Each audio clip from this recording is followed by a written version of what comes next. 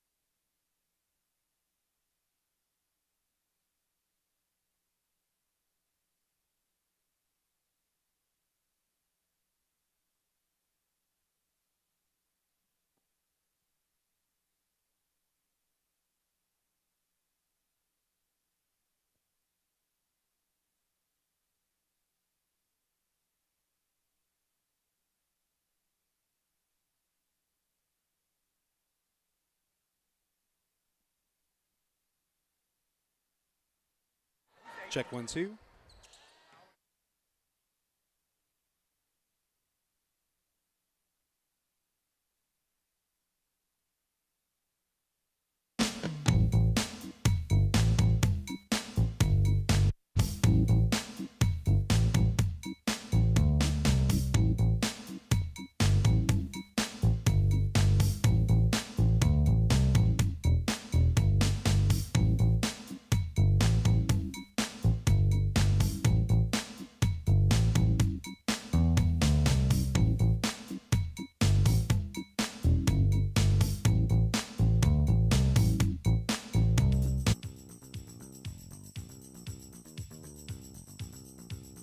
Welcome, everyone. You are listening to the Voice of the Bobcats, your home for everything that is Greenbrier sports and information.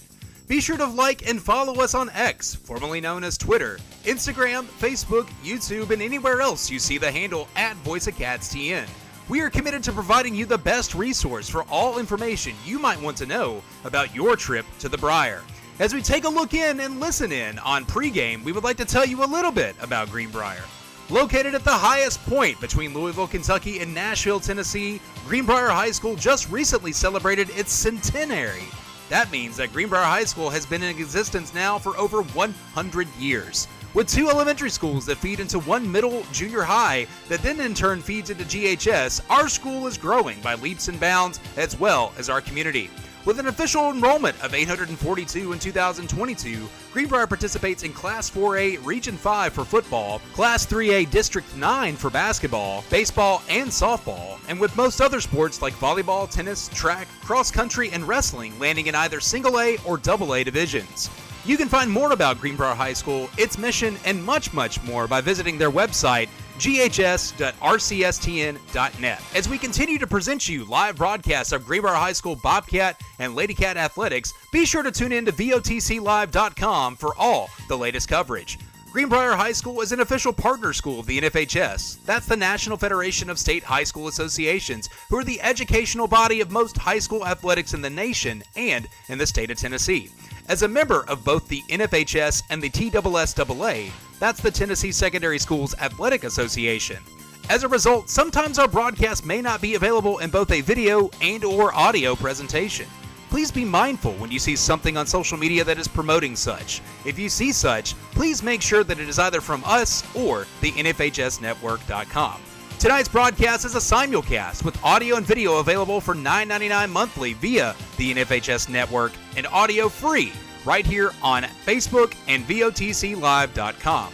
As always, this broadcast is Briar built and independently funded and produced by myself, Jim Sorrells, and my co-host, Kevin Griswell, as we are the voice of the Bobcats. We're like you. We're friends, we're family, and most importantly, we are fans of the Cats. We are your sports and information directors, but we're not always in every place at every time. That's where you come in.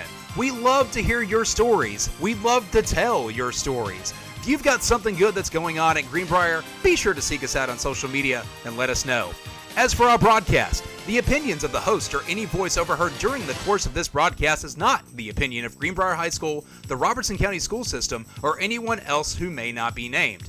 This broadcast is completed with no monetary gain and with respect to all copyrighted materials with shown or heard. Anything pushed to the public is entirely coincidental.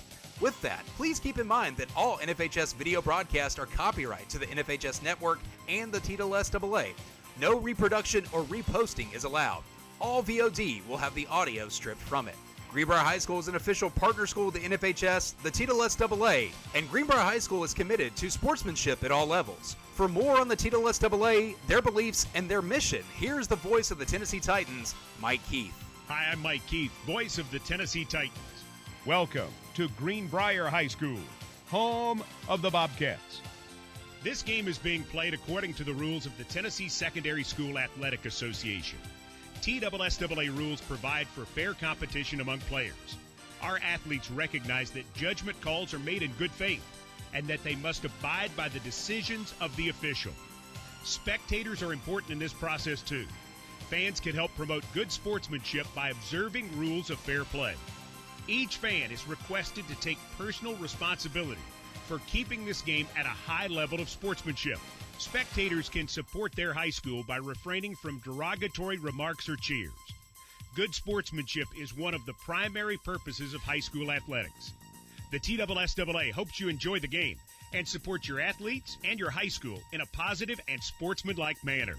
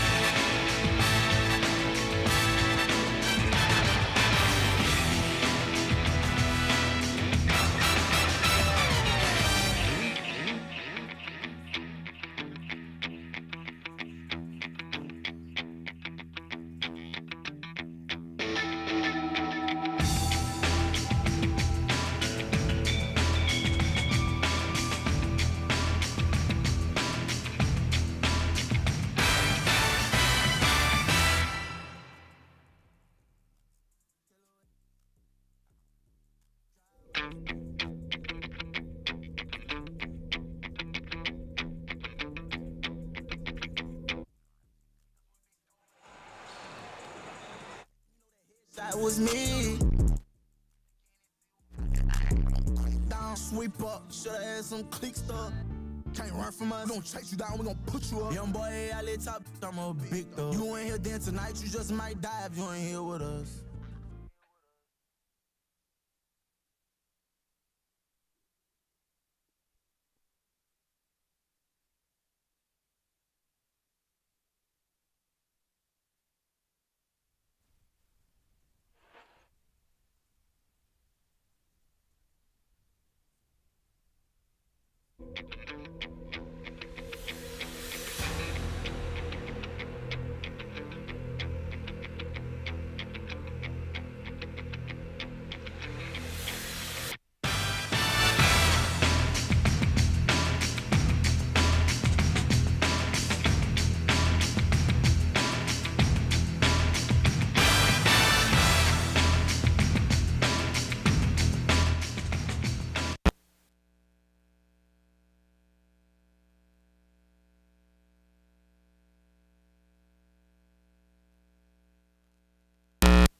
South Baseline, as we honor America in the performance of the national anthem. The national anthem is performed tonight by the Greenbrier High School Pep Band.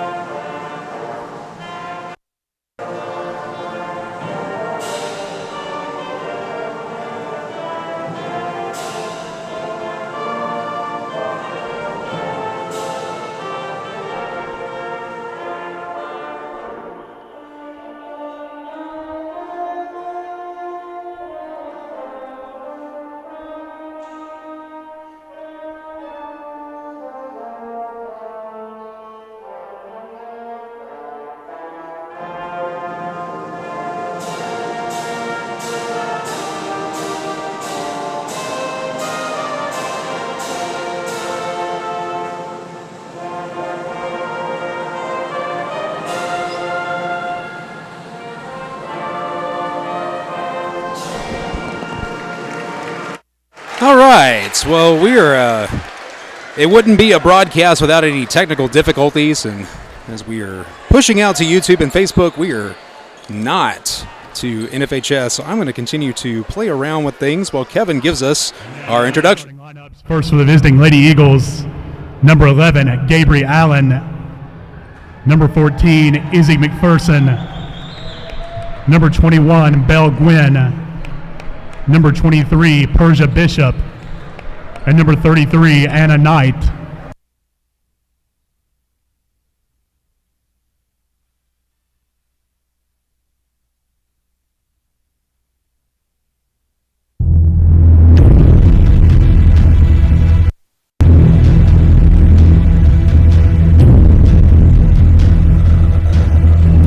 And now, your Lady Cat starters.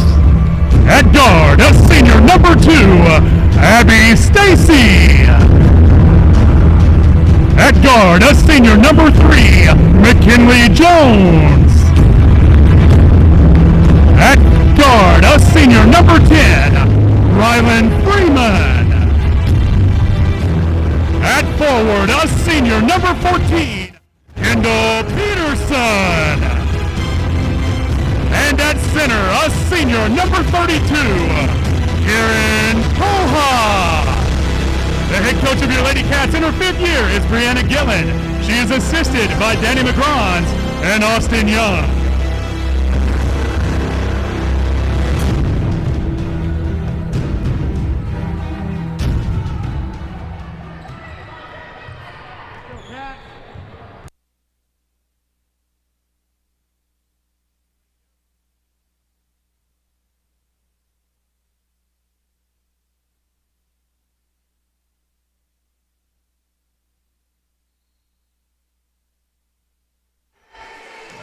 We are ready to get underway. We got Rylan Freeman at the tip, and Sycamore is going to take off with it early. Quick inside is going to be picked off. McKinley Jones moving the other direction. Thank you for joining us here tonight. Again, it is bubblegum and duct tape holding us together here at Greenbrier tonight as the Lady Cats open up here with their home schedule, taking on Sycamore.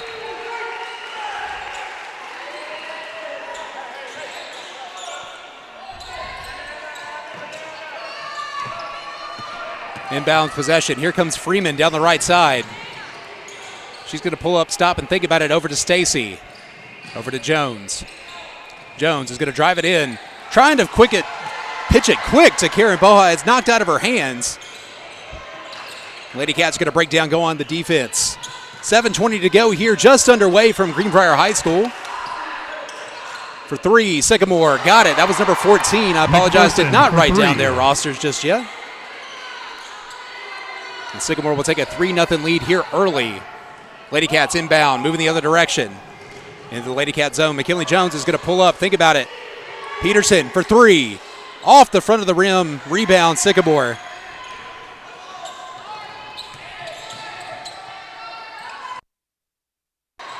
Underneath. Rebound goes to Karen Poha. She's going to flip it out to Abby Stacy. Lady Cats going to move the other direction. Still 3-0 Sycamore. Fast pace moving so far. Far side for McKinley Jones. She stops up, puts it up, down. McKinley Lady Cats are on the board.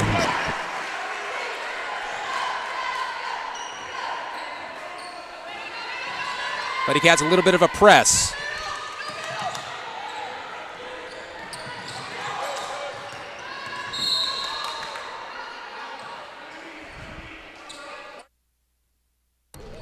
Foul on number 10, Rylan Freeman. Her first, team first. Checking in for Sycamore, number 2, Violet Geldner. Replacing 33, Knight.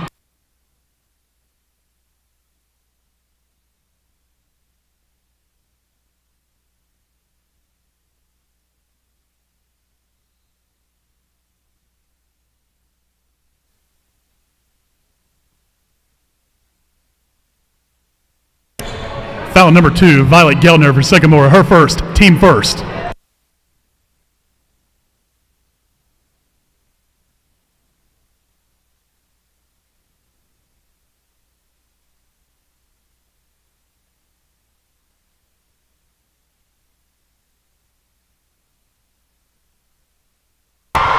Freeman with a runner Freeman. into the lane. That'll drop it down, and the Lady Cats are going to take a 4-3 lead.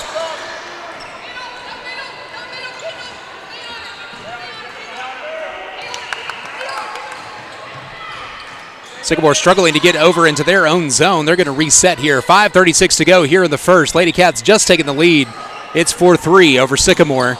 That was an errant pass. That'll roll out of bounds. It'll be Lady Cat ball moving back the other direction.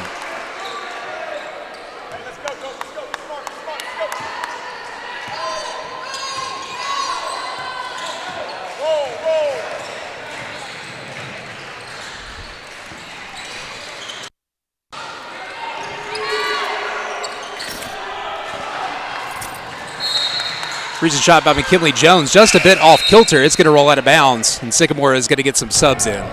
Checking in for Sycamore, number 33, Knight. Number 1, Boyd.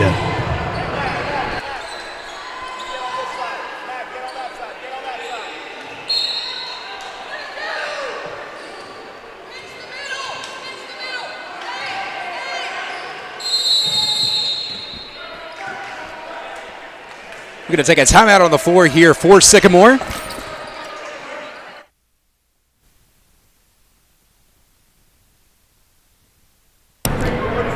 Timeout. Sycamore, 30-second timeout.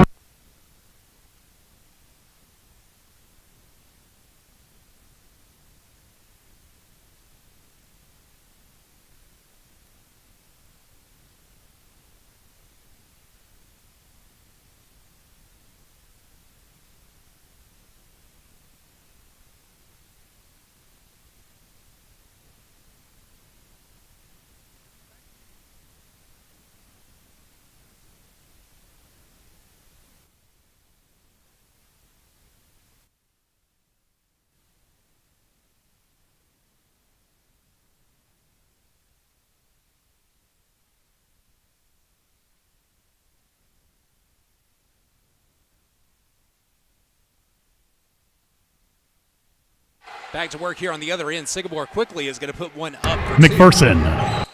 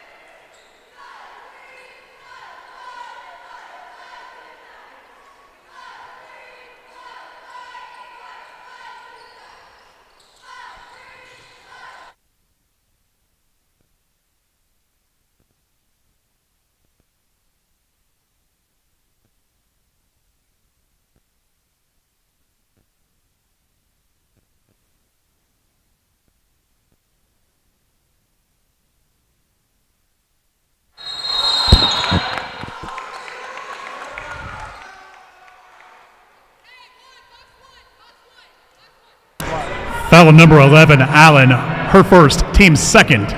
Checking in for the Lady Cats, number 30, Ellie Clark.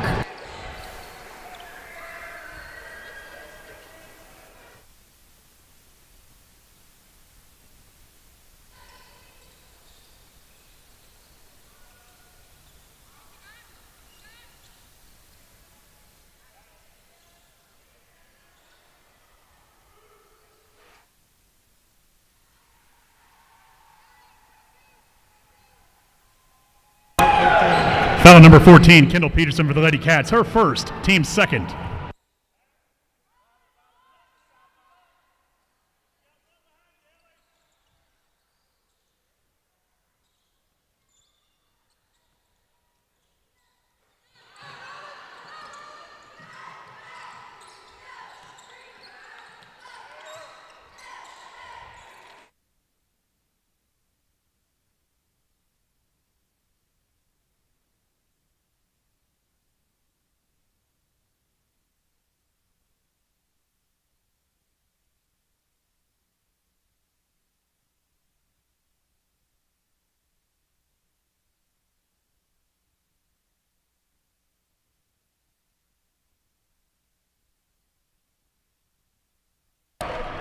Foul number 30, Ellie Clark for the Lady Cats, her first, team third. Checking in for Sycamore, number 21, Gwynn. Replacing number 2, Geltner.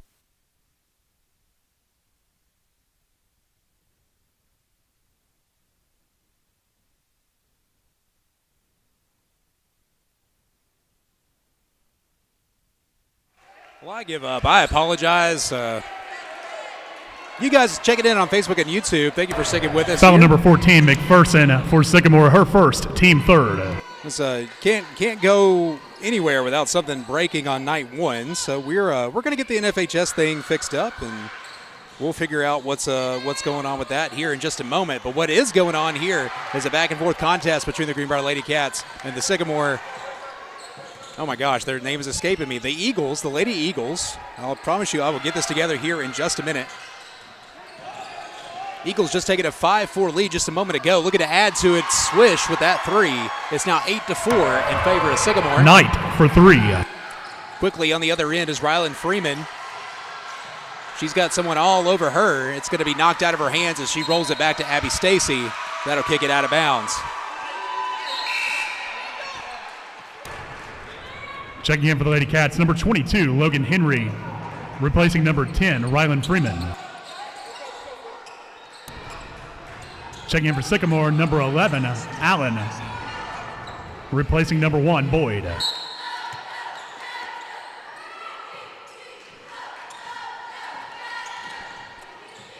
Back on the Sycamore end. Sycamore's going to move it around the left side. That's 23 with the ball. She's working on Logan Henry. Takes a drive into the lane just over the hands of Ellie Clark. And Sycamore is on a roll now. 3 straight scores unanswered.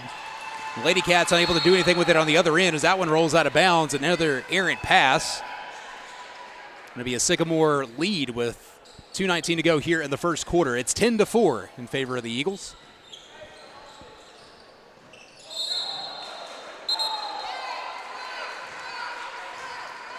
Checking in for Sycamore, number 1, Boyd.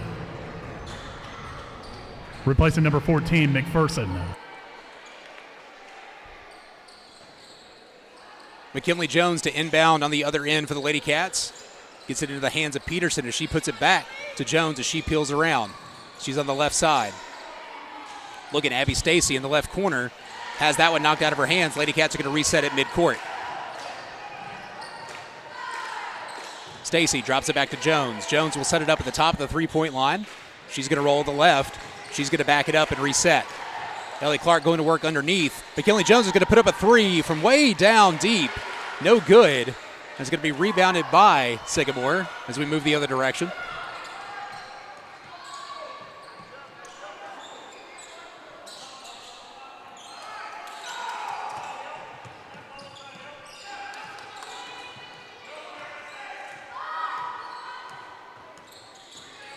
Stacy guarding closely here. Sycamore is just going to run it around.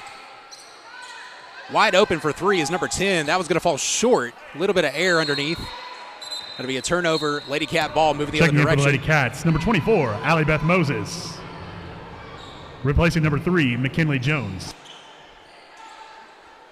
Allie Beth will check in for the first time tonight.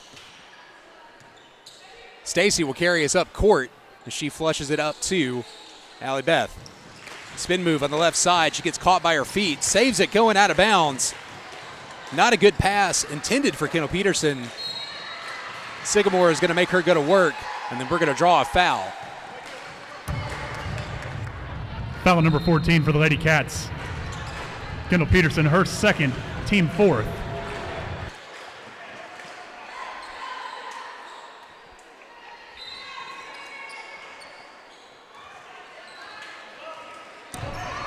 There's 1 minute remaining in the period. So just under a minute to go. Again, it's Sycamore lead 10-4. They've scored 6 straight.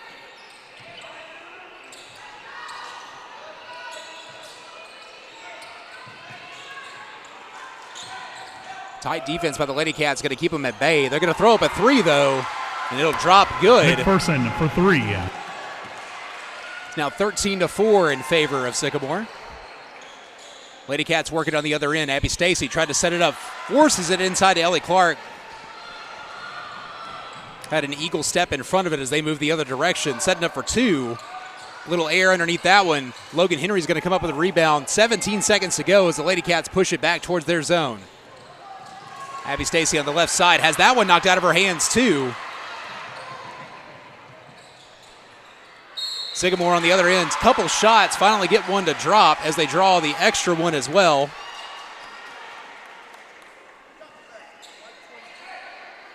Basket counts. Foul number 22, Logan Henry, her first, team fifth. Geldner at the line, shooting 1.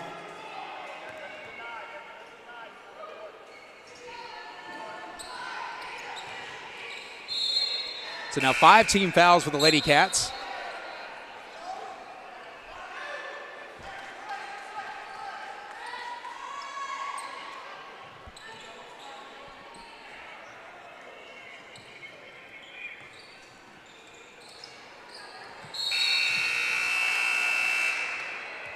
And that will do it for the first quarter of play. Here at the end of 1 is your score, Greenbrier After 4. 1, your score, Lady Cats 4, Lady Eagles 15.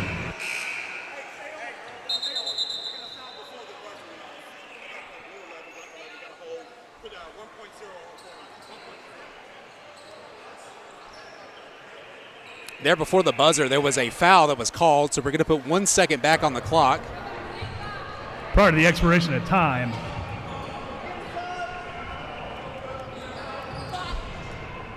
foul number 11, Allen for Sycamore, her second, team fourth. So Lady Cats will get a chance to inbound the ball with 1.2 seconds. So Abby Stacy's going to fire a Hail Mary into the hands of Ellie Clark. She turns around and throws it up off the board. No good. Now we're going to take it to the end of 1.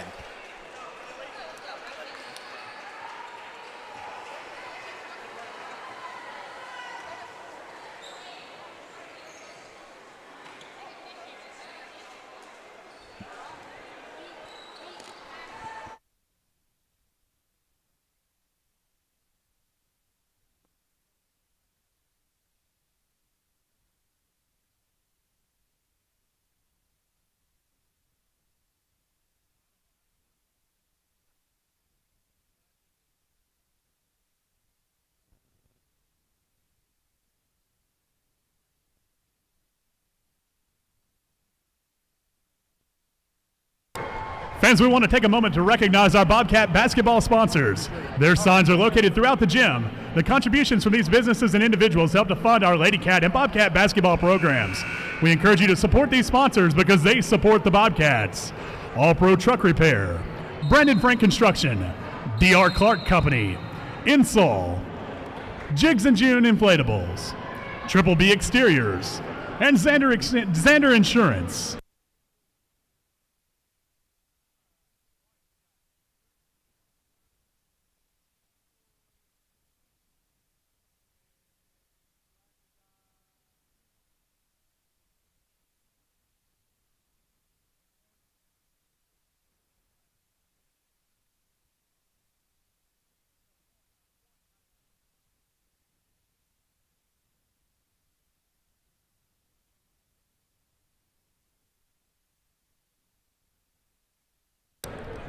Foul number 1, Josie Boyd for Sycamore, her first, team first of the period.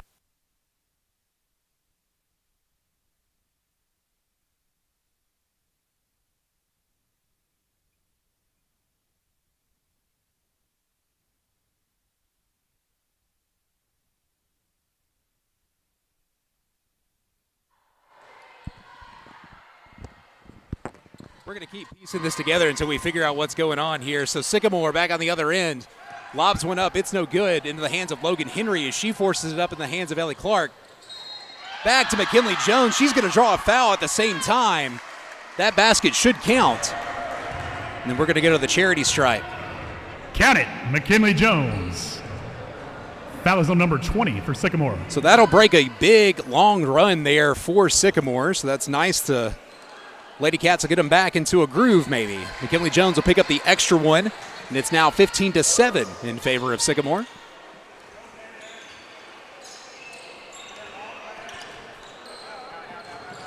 Lady Cats pressing. Sycamore trying to pick it apart. Nowhere to go. Good defense by the Lady Cats. Keeping them pretty well and honest outside all night so far. It's the three shots that have been really, really killer so far.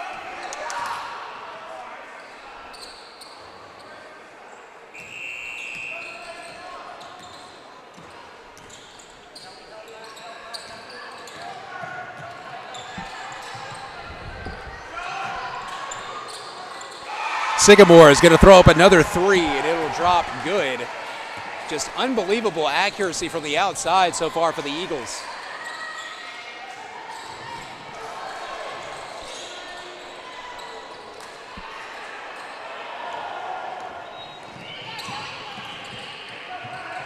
Lady Cats miss another one down on the other side.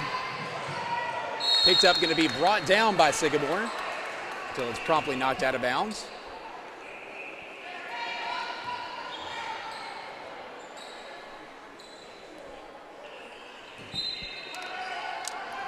Sycamore to inbounds now.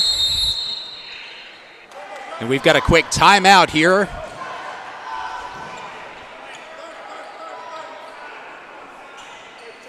We're going to call that a 30-second timeout. It'll be a second timeout so far to the night. 30-second timeout.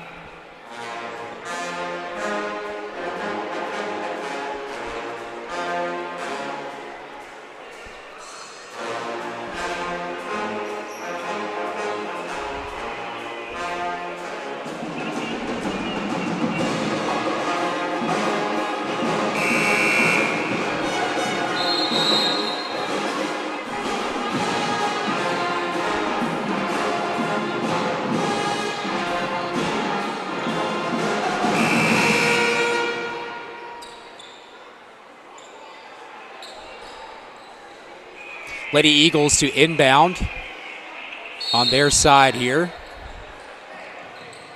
Lady Cats quick to press. Going 3-on-1 right now as the Eagles try to pick it apart. Driving in on Ellie Clark. Throws one up high off the glass, and somehow, some way, that thing fell into the bottom of the basket, and Sycamore extends their lead. It's now 19-7. 6 minutes to go here in the second quarter of play.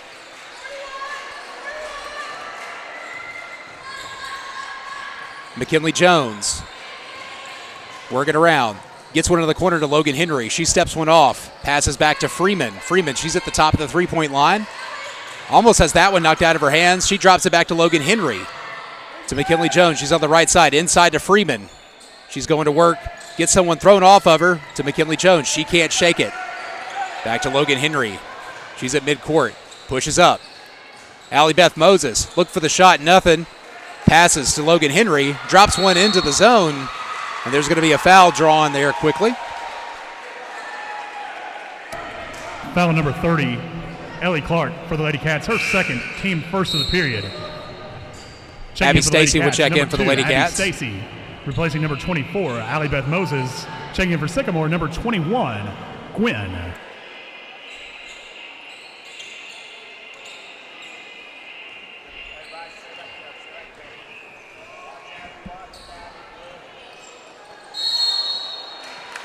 Sycamore thinking about it. I think took too many steps. Lady Cats will take back over in their area. Logan Henry to inbound.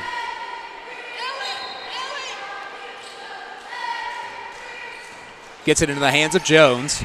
She's going to drive through the middle. Moving left. Looks inside. Ellie Clark wasn't ready for it. She comes down with it. Over to Freeman for three. Off the back of the board. That got it. Open. Rylan Freeman. 19 to 10 now. Still in favor of the Eagles. 4:56 to go here in the second. Sycamore driving in quickly. Knocked away by McKinley Jones. Into the hands of Ellie Clark. She tried to get it to Logan's hands just quickly. Not good. Back on the other end, Sycamore throws up a prayer off the rim into the hands of McKinley Jones, and she's moving quickly. 4:36 to go. Pulls up, stops, drops. A little bit of air underneath that one as it rolls out of bounds. That'll flip over to the Sycamore side. Checking in for Sycamore, number 1, Boyd. Number 2, Geldner. They'll get a couple substitutions here. Replacing number 21, Gwynn, and number 23, Bishop.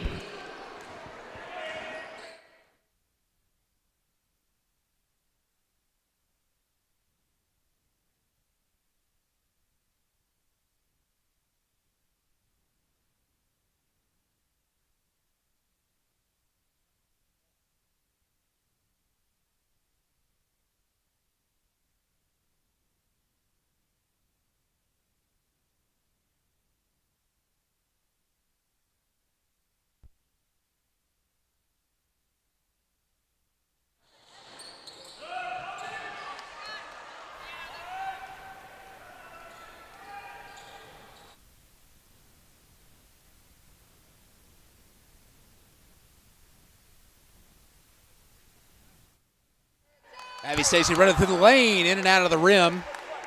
3:37 to go. 19 to 10 lead for Sycamore. They're going to push it back the other end. Foul drawn. That'll stop play for just a moment.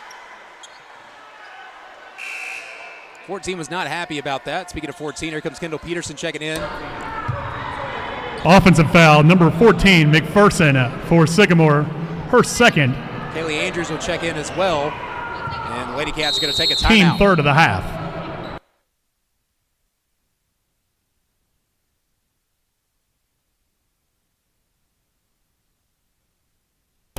Timeout on the floor. Lady Cats, 60-second timeout.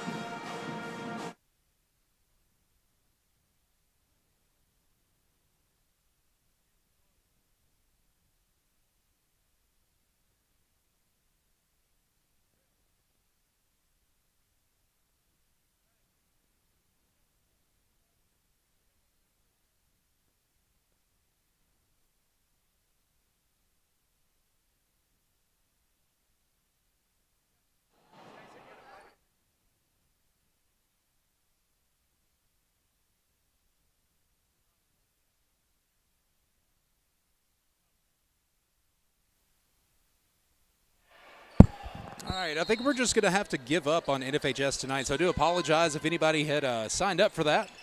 That's why we didn't post just yet, because trying to figure this all out. This is game one, and it's going to be game one for everybody tonight. Back on the other side, Kendall Peterson. She's going to work up and down. They're going to call that a jump ball, moving the other direction. Held ball, possession Sycamore. Jump ball, held ball. It's all the same in the end, right? Lady Eagles moving the other direction. Intercepted by Abby Stacy as the Lady Cats move back. 3 minutes and 6 seconds to go. It's a 9-point lead for the Lady Eagles as Stacy goes to work. Inside quickly to Kendall Peterson. She loses control of it. It's stolen away. Freeman there with a heads-up play. Back to Logan Henry for three. Off the back of the rim. Fighting for possession. It's going to roll out of bounds. Checking in for Sycamore, number 21, Belle Gwynn. Replacing number 2, Violet Geldner.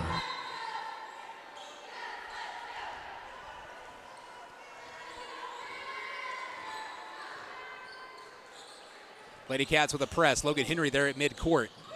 trying to pick it apart. She picked one foot up, didn't pick up the second one as they keep rolling. Number 1 for the Lady Eagles. She's all alone by herself at the top of the key. She moves it in. Rylan Freeman working tightly on 21 on the other side. Stacy going to work now. Hands up in the air. Somehow, some way, that ball was able to get over, up, and down. And now 11-point lead for Sycamore. Back on the other end, Stacy drops it back to Rylan Freeman. Her shot was a little bit off. She felt it the whole time, and she sprints across to get into a defensive stance and is going to draw a foul.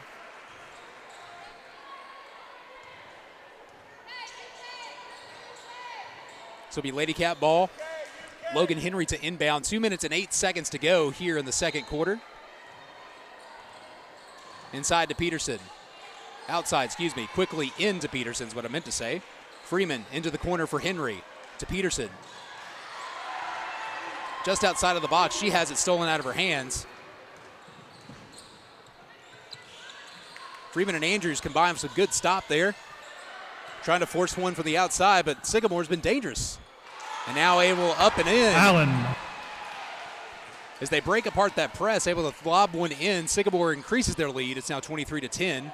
A minute 37 to go. On the other side, Kaylee Andrews fires off a three. It's no good. Sycamore moving quickly now. It's 3-on-1.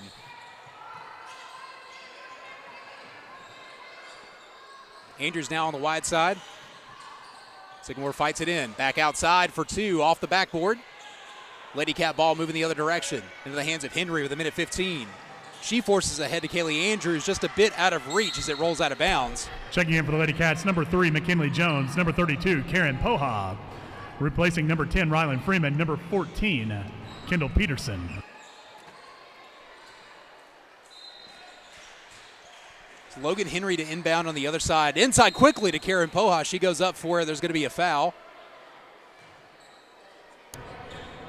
Foul number 14, Izzy McPherson. Her third. Team fourth of the period. Karen Poha at the line, shooting 2.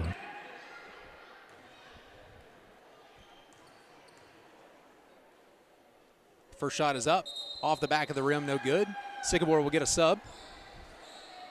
Checking in for Sycamore, number 33, Knight. Replacing number 14, McPherson.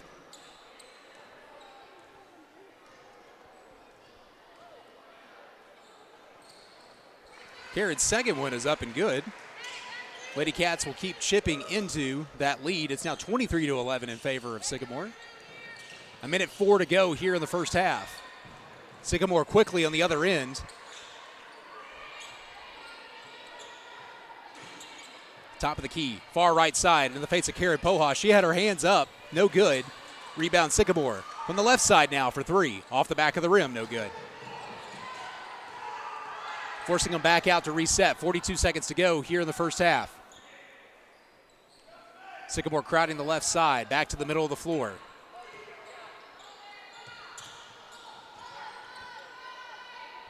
Lady Cat's going to inch up and press a little bit. Sycamore trying to get some motion inside, not working. Kicking it back outside to the left. Top of the key, 20 seconds to go.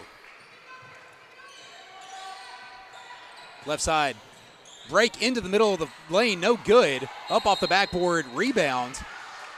Kaylee Andrews, and she'll draw a foul. 11 seconds to go here.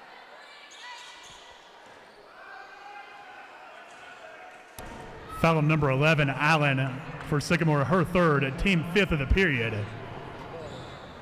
Kaylee Andrews at the line, shooting 2 for the Lady Cats.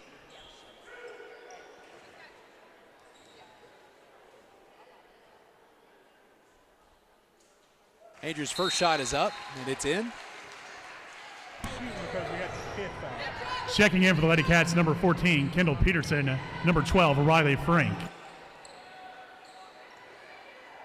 Andrews' second shot coming up here. 11 seconds to go. That one is in as well. 20-13 now in favor of Sycamore. Lady Cats pressing once again. They've got 3-on-3. Trying to break it apart. Causing a lot of confusion on the other end. Found a wide open shot. Did the Eagles at the buzzer. And they will take that one and take that to Bishop. halftime. And as we head to the half, it'll be Sycamore 25, Greenbrier 13. Folks, don't go far. We still got more coming at you here in just a few moments.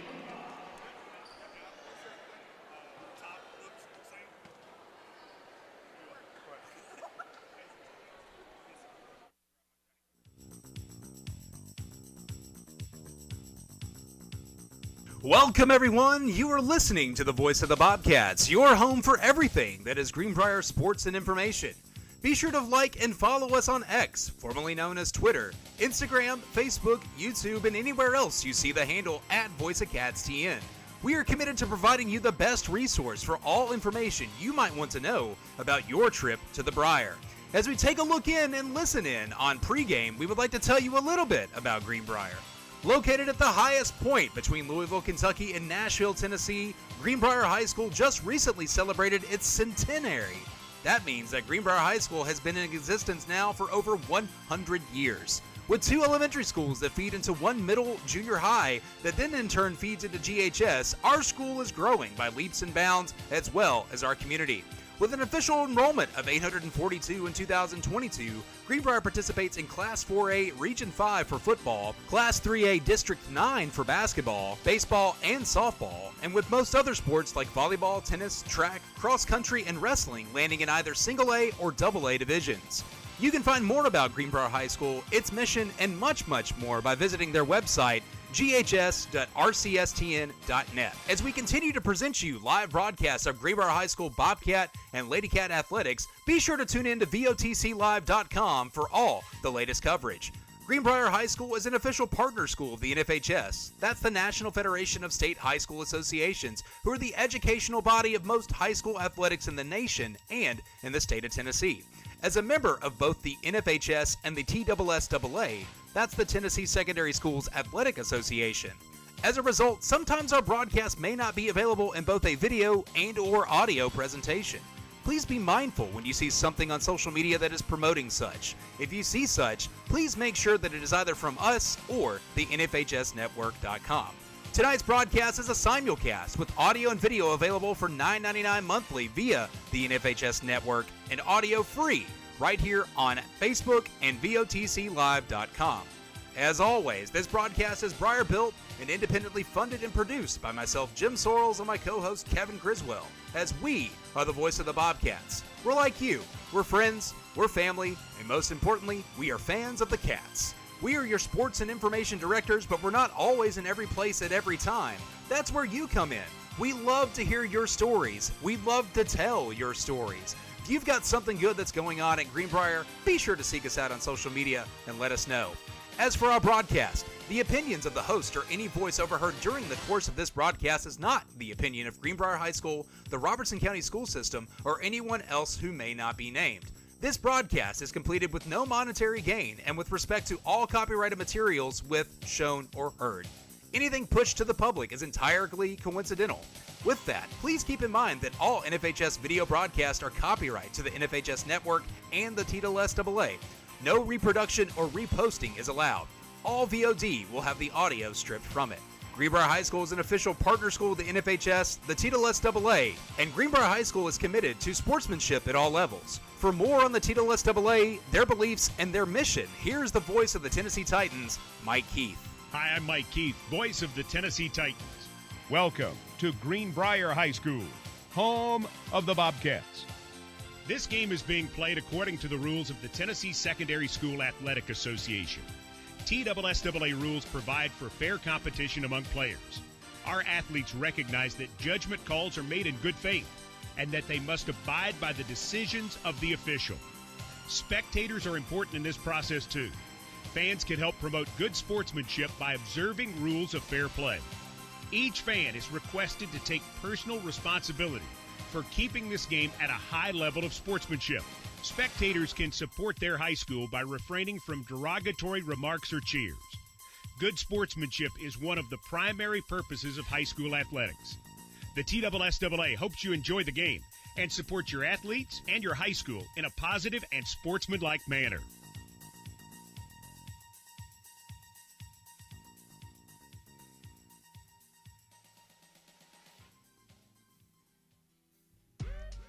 And now let's check in on some rule changes for this 2023 basketball season.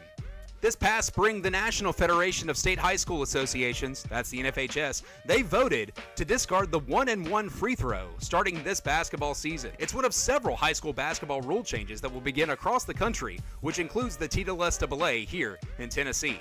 Starting this season, 2 free throws will be awarded for common fouls committed when teams are in the bonus. Another change is that teams will reach the bonus once their opponent commits 5 fouls in a quarter. Team fouls will reset each quarter. The NFHS Basketball Rules Committee and its Board of Directors approved the rule change during its annual meeting that occurred this past April. Before the change to 5 fouls in a quarter, teams were given the 1-and-1 when their opponents committed 7 fouls in a half, and 2 foul shots when 10 fouls were committed in each half. It was said that injury prevention was the motivator behind the rule change, according to an NFHS press release. Quote, "The Rules Committee studied data that showed higher injury rates on rebounding situations, and we saw this as an opportunity to reduce opportunities for rough play during rebounds. Additionally, resetting the fouls each quarter will improve game flow and allow teams to adjust their play by not carrying foul totals to the quarters 2 and 4. This change to the 2 free throws for getting into the bonus mimics that of the WNBA, the NBA, and FIBA rules. Amongst that, some other rules that were adjusted, such as of allowing multiple styles of uniform shorts to be worn by teammates as long as they are all light-colored and adhere to uniform rules regarding logos and trademarks. Teams can wear a single solid color undershirt or black for visiting teams with dark jerseys, providing teams an opportunity for schools with hard-to-find colors to have all players wearing something that matches. Players are allowed to step out of bounds and return to the court and will only be penalized if, after returning inbounds, the player is the first to touch the ball or avoids a violation. And finally, one of the bigger changes was the statement of the official placement of a shot clock operator at the scorer's table for those states who are using a shot clock. Currently, Tennessee does not permit for a shot clock to be used during the season. This was something that the TSSAA Board of Control approved a motion for to not discuss this issue for at least 3 more years. That was voted on back this summer. The organization provided some results of a survey that detailed girls and boys basketball game data from the TSSAA state tournament since 2016, and it also surveyed coaches at 2 BCAP, that's the Basketball Coaches Association of Tennessee, Hoop Fest camps that were held this past June. The data indicated that only on rare occasions within a game would teams commit a shot clock violation. A majority of coaches and teams at the 2 Hoop Fest events had favorable views of the shot clock that were in operation during those camps. 74 boys and girls coaches responded to that survey, and a whopping 75.7% of those coaches were in favor of the shot clock. In a statement this past summer, Mark Reeves stated, "The board used 3 years. That's probably a meet in the middle for classification periods," end quote. Guys, that's not saying that the idea won't be discussed for 3 years, but I wouldn't hold your breath. The TSSAA wants to blame the lack of officials, as that plays a role, as the shot clock operator would have to be someone, quote, trained for the spot. And then finally, an overarching story within the TSSAA this past spring was the adjustment to the fan code of conduct when it comes to unsportsmanlike conduct. Folks, be informed, if you are rejected at a TSSAA sanctioned event, your school will be fined. The TSSAA's Legislative Council approved rule changes over the summer to its unsportsmanlike conduct by spectators policy now includes a minimum $250 fine to a school when it has a fan ejected during a contest. This new rule was included to supplement an already existing policy that included a fine for any fan that comes onto the field or floor during an incident.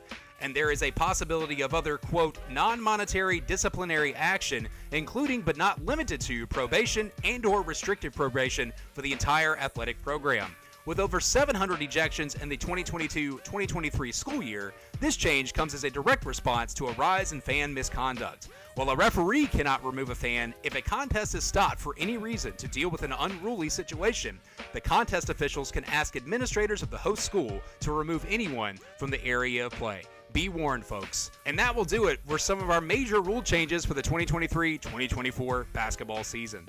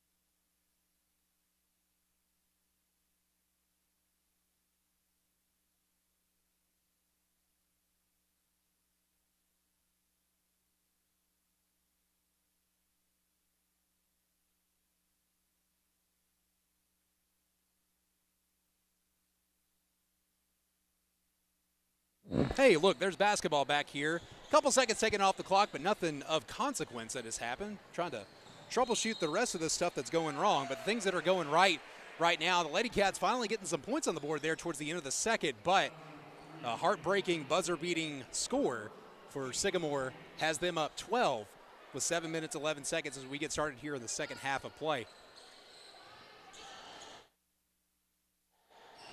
Aaron's shot's going to be rebound by the Lady Cats in the hands of Kendall Peterson. Moving back the other direction is McKinley Jones. She gets it to Peterson. She's on the far right side, trying to feed it inside to Karen Poha. No good. Sycamore just able to jump out of their shoes right here. That'll stop the clock with 7 minutes and 1 second. Lady Cats inbounds. Peterson starting right, going inside, back to McKinley Jones. She's on the right side for three. In and out of the rim. Lady Cats fighting for the rebound. Sycamore's going to come up with it. They got 2-on-1 heading back towards Abby Stacy. Stacy knocks it out of her hands. No call elsewhere. Sycamore not happy with that one, but the Lady Cats sure are.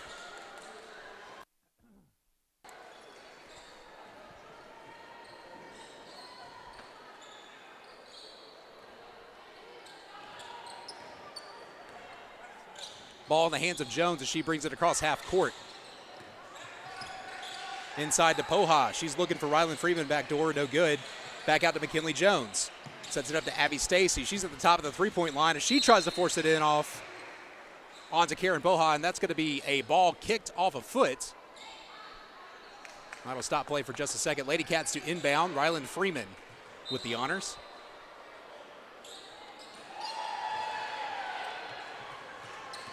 And as we are inbounding, quickly picked off by Sycamore. They're just one step ahead, and as they wiggle through the lane there, put 2 more points on the board. It's now 27-13 with 6:10 to go here in the third. Picked up by Rylan Freeman. Back to Abby Stacy. She's at midcourt. She's going to drive in. And she's trying to drive in. Looks like we're going to have another foul called. It's going to be called on Sycamore. The Lady Cats will set up on the far right side. Here comes Kaylee Andrews checking in.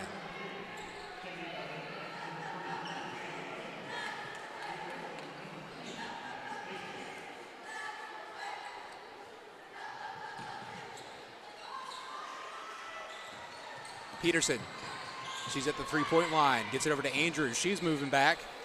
Miscommunication as they were rolling through that one. Picked up by Sycamore, brought down to the other end as they try to throw one off the backboard quickly. Back in the hands of the Eagles. Lady Cats fighting, able to get it out, does Sycamore, and they put it back up for 2 more. It's now 29-13. The Lady Cats are going to take a timeout.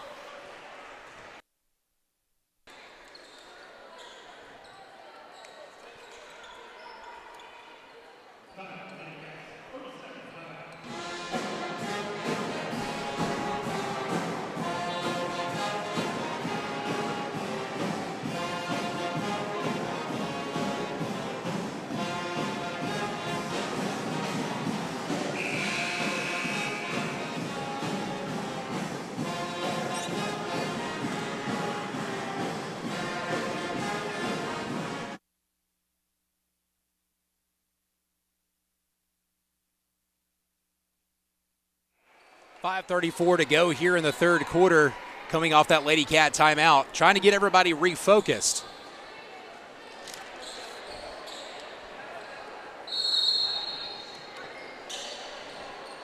.16 is the deficit now for the Lady Cats, the most it has been all night. 5:28 to go as McKinley Jones brings us back down. Lady Cats moving right to left here on the radio dial. Inside, Peterson trying to force it to Karen Poha. It's knocked out of her hands, almost into the hands of Kaylee Andrews. It's going to roll off of someone's foot. I think they're going to say that that was off the foot of Gwynn for the Lady Eagles. So it'll be Lady Cat ball inbound once again. Peterson quickly into Poha. She throws it back to, throws it back to Kaylee Andrews. And as McKinley Jones is trying to drive in, we got a jump ball situation. And that'll flip it over, possession to the Eagles. 5:13 to go. Sycamore brings us down into the hands of Bishop, up off the glass. McPherson. And there'll be more points on the board for the Lady Eagles. 31-13 is your score right now. 4:57 to go. Jones will bring us back in the other direction. Moving right to left. Far left side.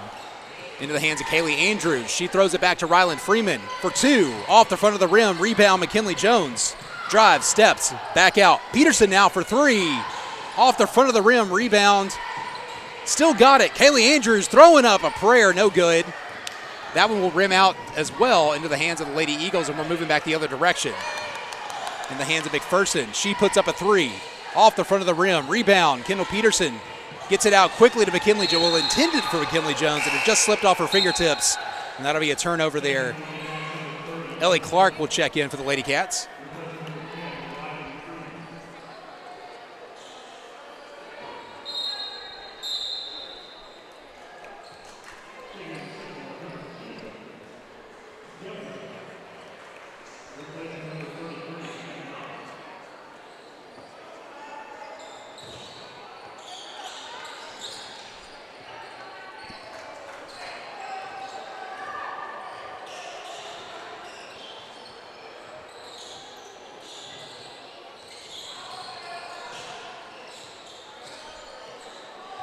.402 to go. Sycamore trying to set something up on their end into the hands of Gwynn. She pulls up to the three-point line. Far across left side as they drive in. Up through the lane, running is Bishop for two more on the board. It's now 33-13.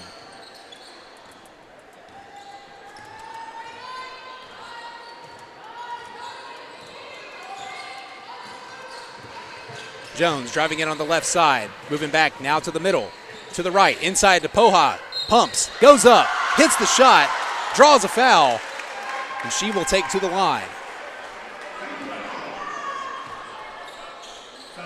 Lady Cats will cut that lead 33-15 now as Karen takes her shot from the charity stripe. Sycamore with a couple subs.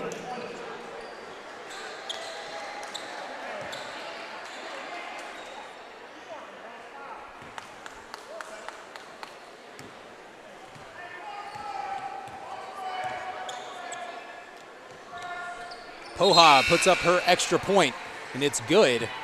33-16 now. Logan Henry checking in. Timeout on the far side for the Lady Eagles, and with 3:28, Lady Cats going to try to put something together, make a comeback out of it. It's 33-16 from Greenbrier. Timeout. Lady Eagles, 60-second timeout.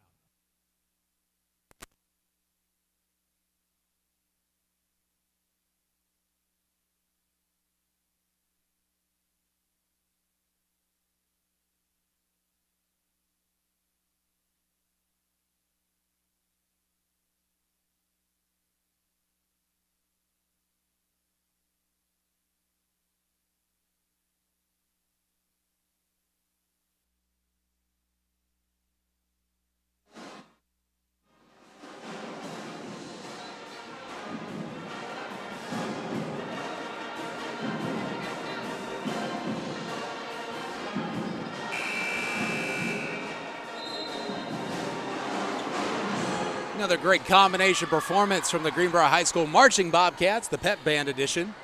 And, of course, your Greenbrier Lady Cat cheerleaders. They'll be competing nationally here coming up in a couple months. They're also going to be hosting a nice little cheer camp coming up this weekend with those little girls performing here in just a little while. They're trying to raise money for that trip to national. So if you're interested in sponsoring, send some money their way. Be sure to contact one of your cheerleaders or one of your cheerleading coaches. Back at the other end, Sycamore throws up a runner off the glass, drawing a foul at the same time.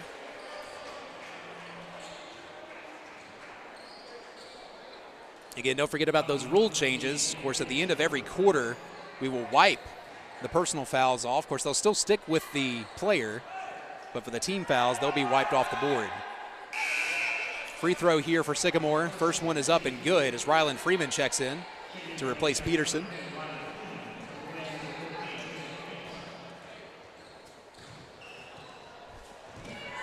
Gwynn's going to line up her excuse me, that's not Gwynn. She's further back. That was McPherson that time with the free throw. I'm tongue-tied. Nothing's working. 35-16 with 3 minutes and 12 seconds to go here in the third quarter of play.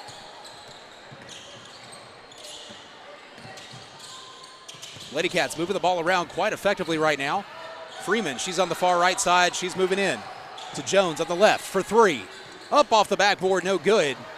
Ellie Clark fighting for that rebound. She falls hard to the ground, as does a Lady Eagle, and that'll roll out of bounds.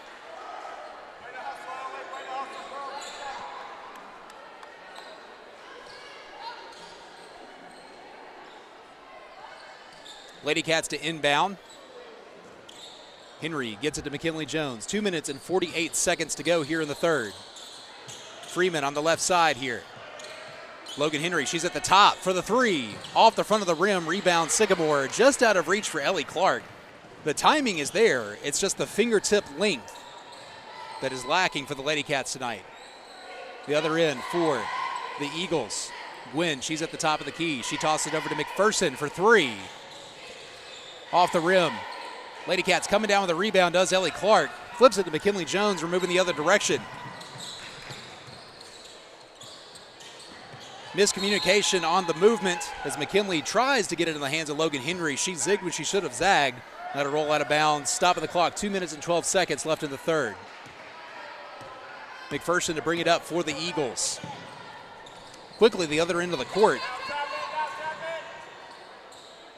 Almost a dangerous situation as they reset. Lady Cats reset as well. McPherson driving into the lane, pitches it over to the left side. Back to the top of the key, that's Bishop. Switching off with McPherson. Lady Cats moving into a zone. Force another pass back outside, dribbled out of bounds. That'll be a turnover to Lady Cat ball with 1:39 to go.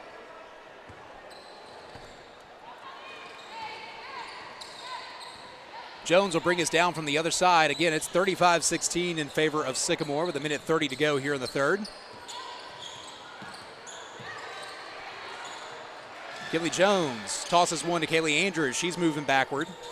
Back to Logan Henry as they reset. Trying to force one inside to Ellie Clark, just a bit too high on the pass. Tipped by the Lady Eagles last, so it'll be still Lady Cat ball underneath the goal.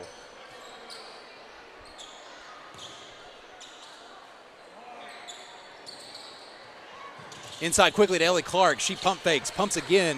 Back to Andrews. She's moving right. Tries to force one in the hands of Rylan Freeman, They're going to reset with Andrews midcourt. Moving in, Henry, left side. Into Clark, takes a step, up, over, passes back to Andrews, hits her in stride, up under the goal, tries to throw up a fancy one, it does not fall. Does fall on the hands of the Lady Eagles as we move the other direction. Under a minute to go here in the third. Lots of movement underneath the goal. Sycamore takes a tumble to the floor, does McPherson. But as everybody's focused on the injury,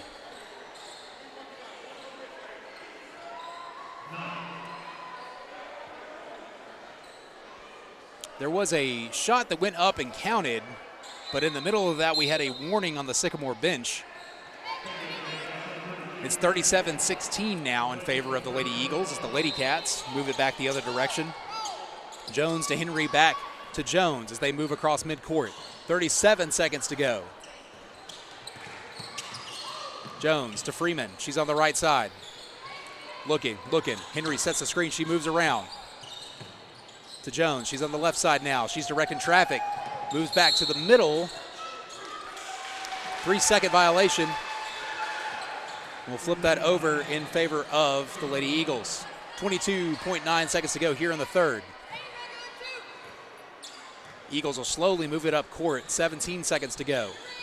Again, it's 37-16 in favor of Sycamore right now. Into the corner. Back out to Gwynn.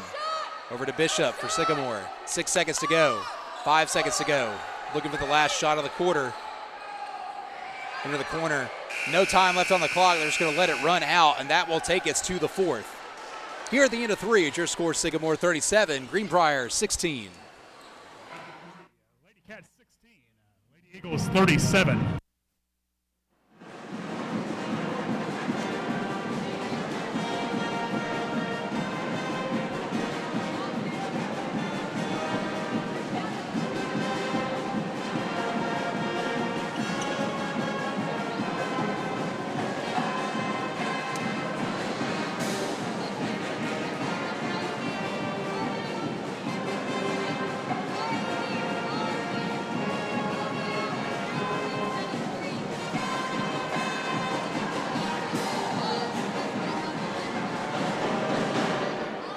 rousing rendition of Rocky Top by the Pep Band, trying to give these Tennessee fans something to be happy about as they hit their slump. I'm not going to talk too much trash about it because my team hasn't won a game since week 2. We got 4 fingers in the air. Quarter 4 on the board. A fresh set of numbers on the clock. It's 37-16 in favor of Sycamore. Lady Cats with their backs against the wall. Quite a deficit to make up here in the 4th as we move forward.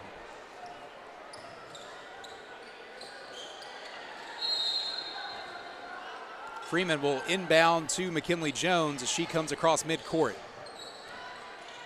Lady Cats set up. Jones stops, pops. No good. Rebound Sycamore. Lady Cats all over it. Can't get any movement.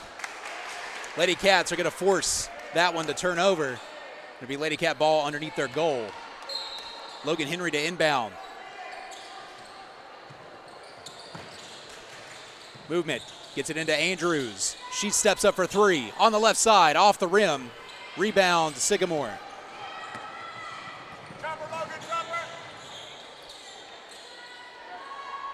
Gwynn will stand at midcourt to set up for the Lady Eagles.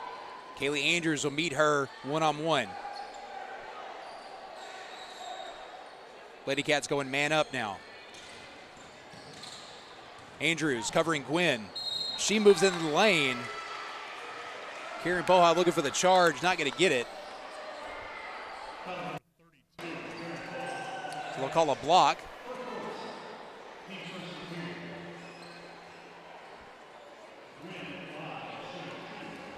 So Gwynn will set up at the line. She's shooting 2.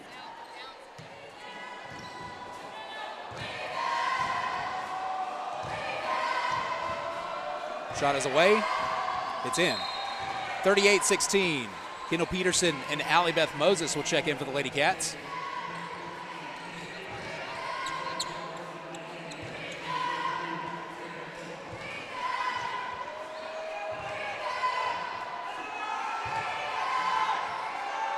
Gwynn, her second shot. It's up. It's away. It's good. 39-16. 7 minutes, 15 seconds to go here in the contest. Allie Beth pushes it up court into the hands of Logan Henry. Flips it into Kendall Peterson. She was looking for that runner off the glass. Picked up in the hands of Ryland Freeman. We got a jump situation. Signaled in the direction of the Lady Eagles.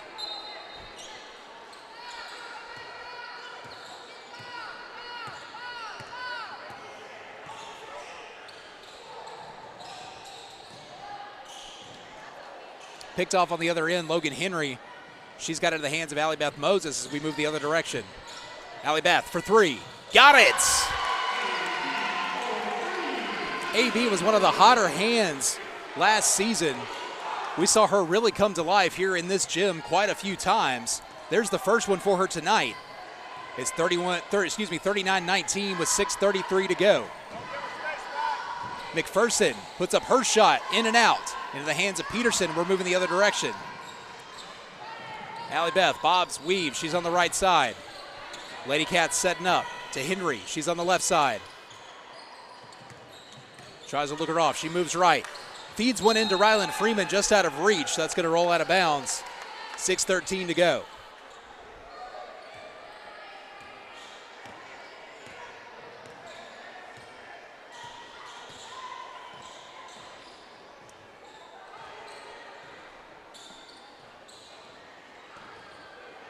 McPherson brings it down. She drops it back to Boyd.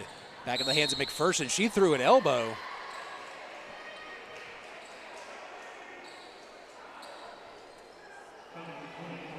And of course, they're going to call that foul on Allie Beth instead. 5:57 to go. Lady Eagles inbound quickly. Nobody's on one out here. Boyd for 3. She got it.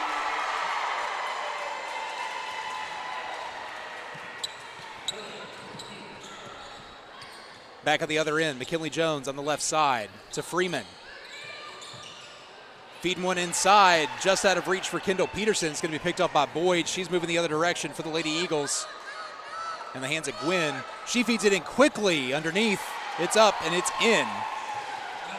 Allen that time with one step. Other end, Allie Beth for 3, off the rim.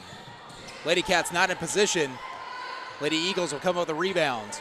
Moving quickly the other direction. 5-16. It's 43-19. Gwynn will throw up a three. That'll make it 46-19 with 5 minutes and 10 seconds. Timeout on the floor. We'll be right back. Timeout, Lady Cats. 60-second timeout.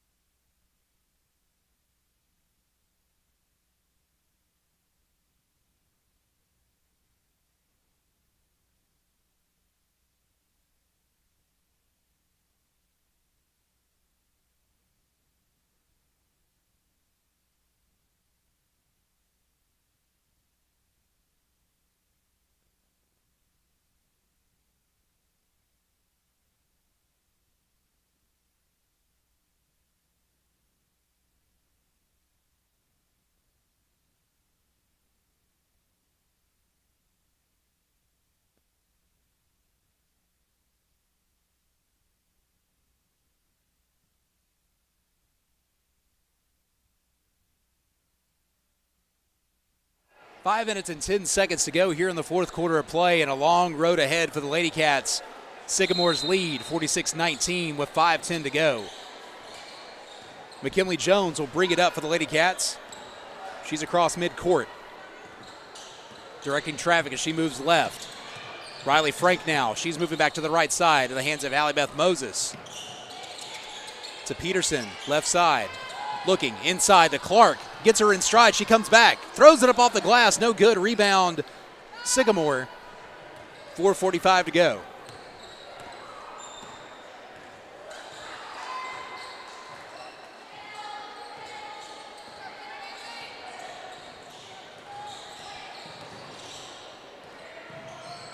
McPherson. She switches off with Gwynn. Lady Cats going man up. Underneath. Riley Frank gets a steal into the hands of Kendall Peterson. She flips it up. Here's McKinley Jones. As she went up with it, it was knocked out of her hands. Back in the hands of Kendall Peterson. She's still moving and working. Tries to drive one in. Looks like she drew a foul. She'll head to the charity stripe. 4 minutes and 13 seconds to go. Foul number 23, Bishop for Sycamore, her first.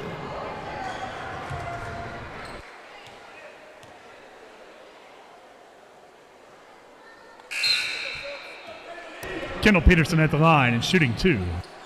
Peterson's first shot, no good. Sycamore will get a couple subs in.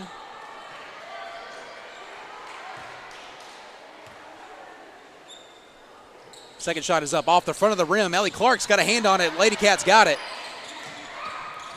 In the hands of Allie Beth Moses for three. There's another one. Allie Beth Moses for three. 46-22 with 4 minutes to go here in the fourth. Lady Cats looking to give something to keep them excited. Gwynn working on McKinley Jones. McKinley knocks it out of her hands, knocks her backward for just a moment. Finally gets it away. Peterson guarding Allen on the left side. She moves up. Switching off with Boyd. She's going to move it back to midcourt. She's guarded by Frank. Far left side. Clark had her trapped.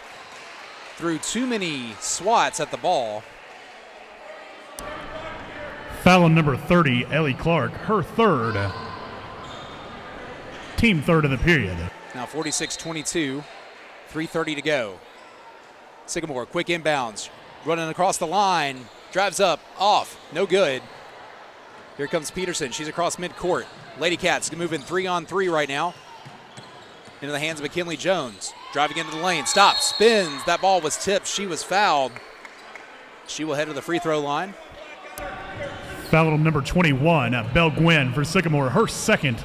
Team second of the period. McKinley Jones shooting two. Jones, her first shot is up. Off the front of the rim, no good.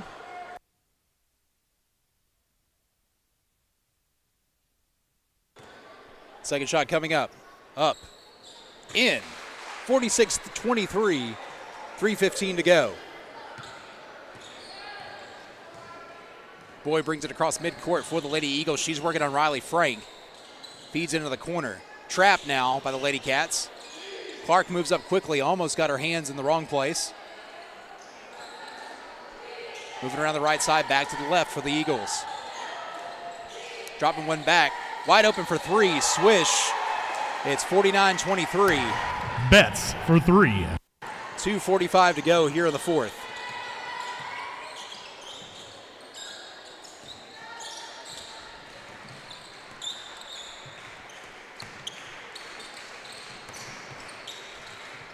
Underneath, Ellie Clark throws one off the glass, got it to fall, and she'll draw one Count extra. the basket, Ellie Clark.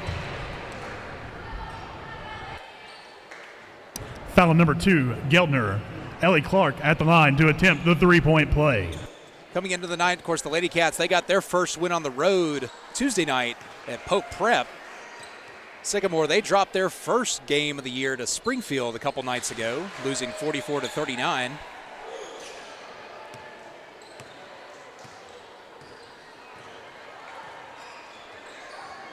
It's a Lady Eagle team that went 21-8 last year. So let's remember that when we're looking at things right now. It's a very good Sycamore team.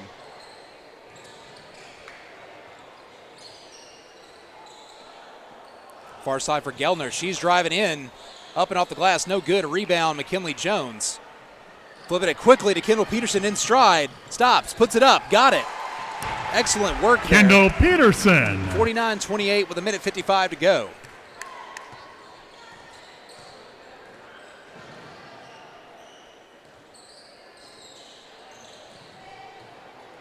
Back at the other end for the Lady Eagles, it's 1:42 to go. Into the corner for Geltner. She's working on Allie Beth Moses. To Boyd, top of the three-point line. They'll back it up just a little bit. 1:30 to go. Frank giving some pressure as Boyd works around her. Back to Allen. Ellie Clark will come up and meet her halfway. Now she's going to force her further to midcourt. Shakes her off. Allie Beth, she's working on Geltner as they continue to rotate off. Lady Cats man up right now. Sycamore is content to drive it in and then move it back out, just wasting clock at this point with a minute to go here in the fourth quarter. There's 1 minute remaining in the quarter. Thanks, Kevin. Peterson comes down with a rebound. She flips it to Frank. Frank, far side to McKinley Jones. She's going to set up. Cross to Peterson. She's on the far right side. As she throws a shoulder, moves in, stops on a dime, puts it back off the back of the rim. Rebound into the hands of the Lady Eagles. Held ball, possession Lady Cats. Lady Cats getting that possession arrow working for them with 40.4. Checking in for the Lady Cats, number 22, Logan Henry. For Sycamore, number 12, Kimbrough. The deficit is 21 with 40 seconds to go. Quick inbound to Ellie Clark. She flips it back to McKinley Jones as she drives in, pulls one up. Off the back of the rim, rebound Sycamore, 31 seconds to go. Lady Eagles moving the other direction. Frank, one-on-one with her. They slip it through, able to throw one up off the glass once again. Kimbrough. That'll be 51-28 with 20 seconds to go.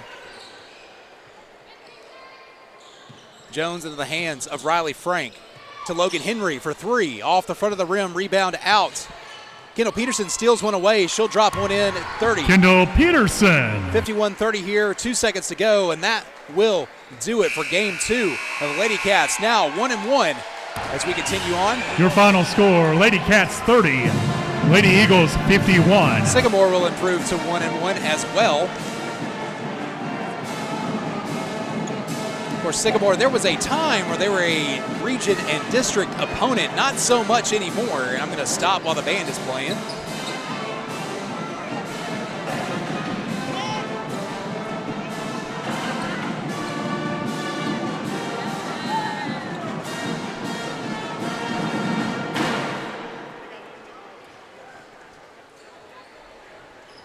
And that will do it for game one of tonight's doubleheader. We're going to put 15 minutes on the clock. We're going to get things reset, and we're going to get our first look at the boys here at home in just a moment against the Sycamore Eagles. Folks, thank you for joining us here on VOTC Live. We do apologize if you were trying to watch this video through NFHS. Cannot figure out why the audio is not pushing out. We are going to troubleshoot that We're going to stitch it up with a bit more duct tape, and we'll be right back here in about 14 minutes. Don't go too far. You're listening to Bobcat Basketball here on VOTCLive.com.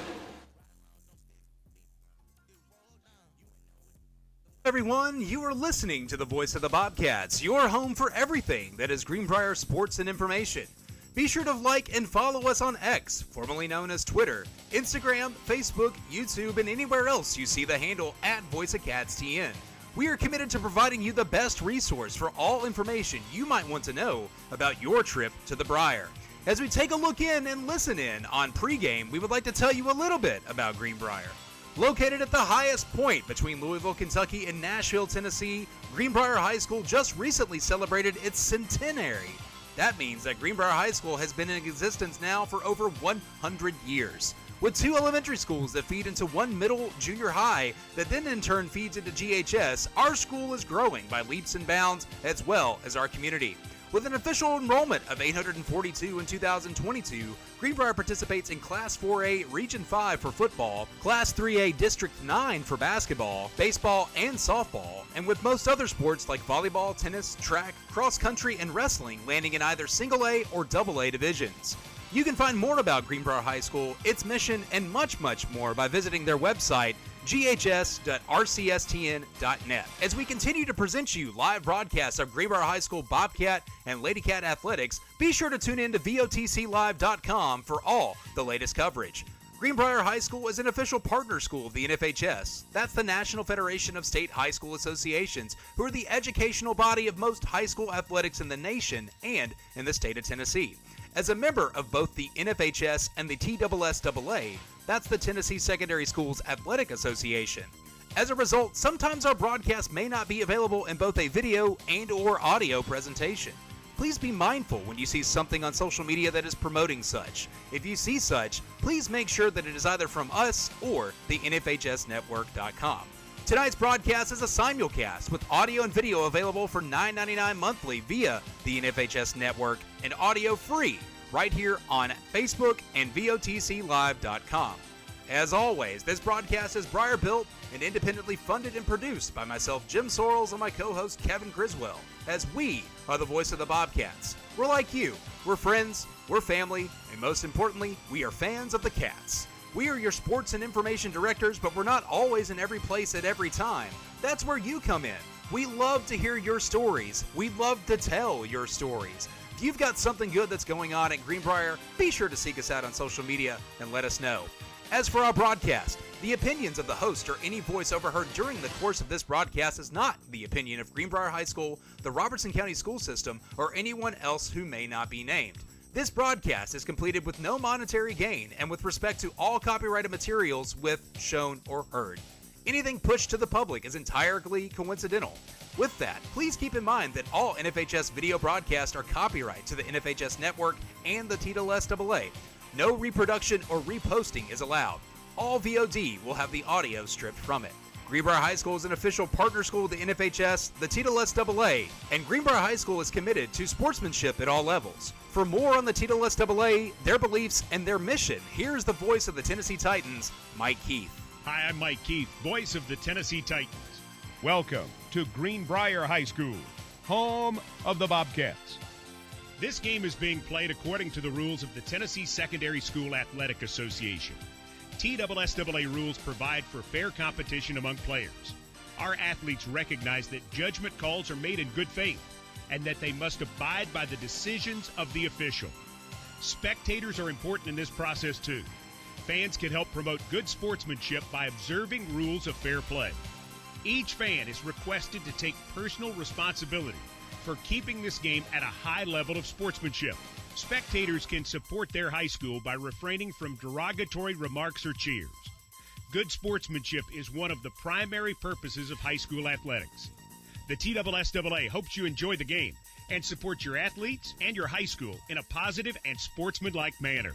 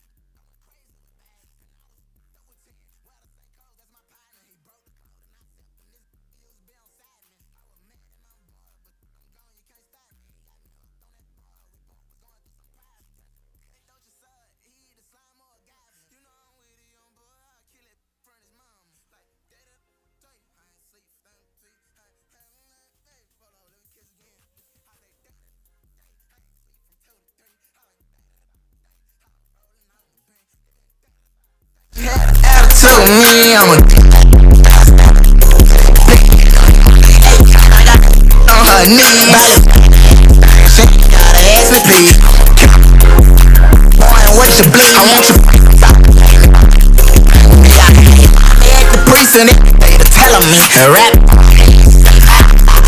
They make catch him up, even stitching from live with the heat. Spoke like I roll up. I need Vaseline. She on side me, she can't love me. I'm too slimy.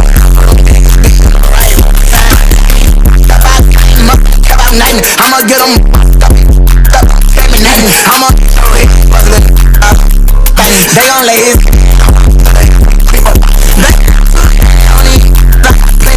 barely just don't me finesse. Get that with this put me some. I got this. Put it on the roses, my diamonds are frozen. My wife, yeah, she love me. My ex ain't one. None of them ain't roll me. I lock way like.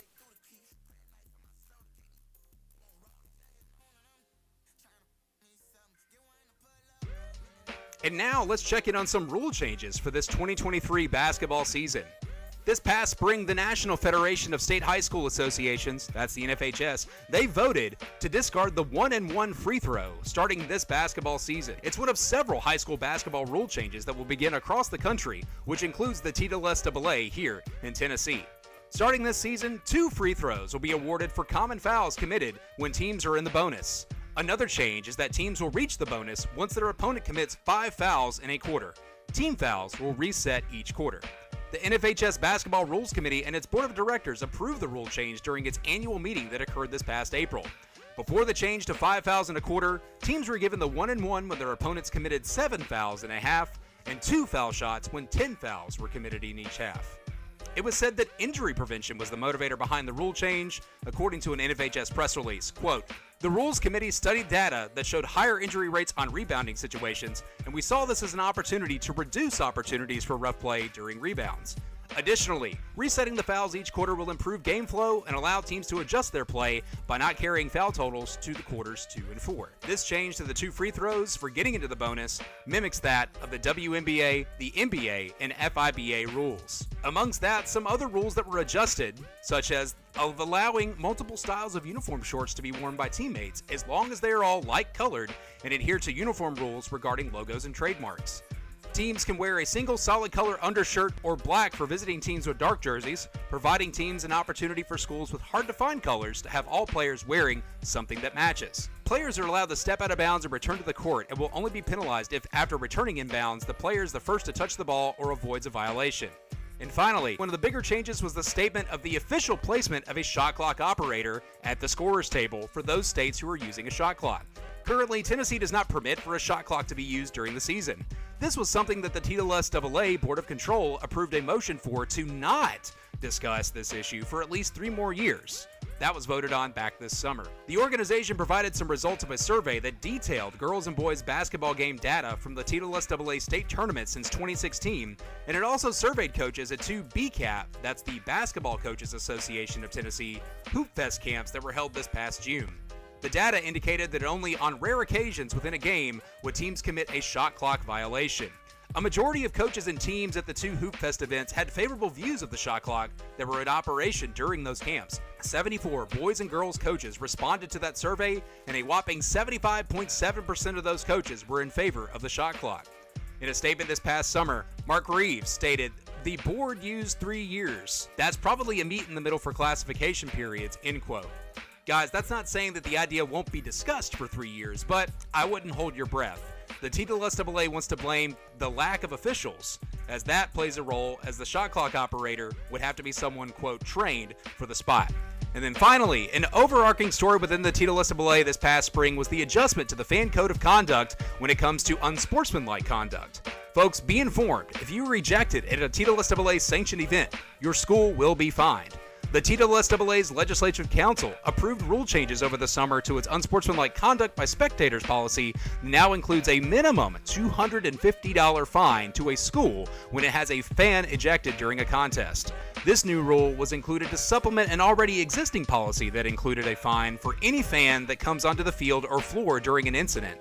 And there is a possibility of other, quote, non-monetary disciplinary action, including but not limited to probation and/or restricted probation for the entire athletic program. With over 700 ejections in the 2022-2023 school year, this change comes as a direct response to a rise in fan misconduct. While a referee cannot remove a fan, if a contest is stopped for any reason to deal with an unruly situation, the contest officials can ask administrators of the host school to remove anyone from the area of play.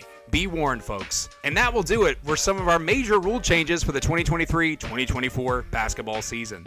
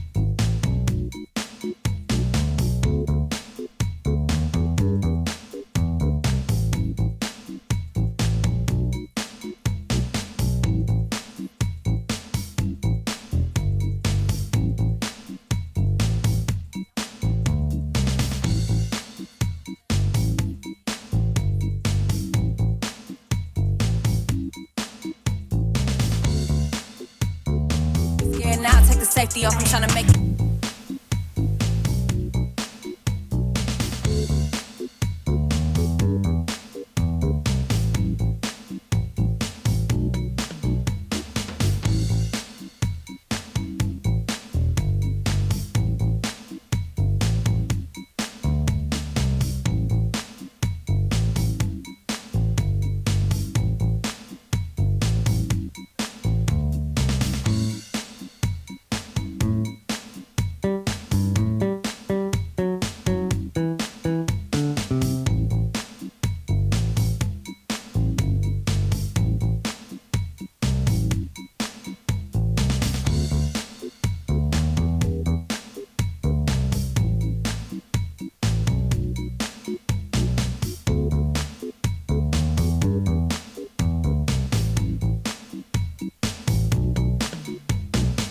And now tonight's starting lineups. First for the visiting War Eagles, number 1, Dagan Allen.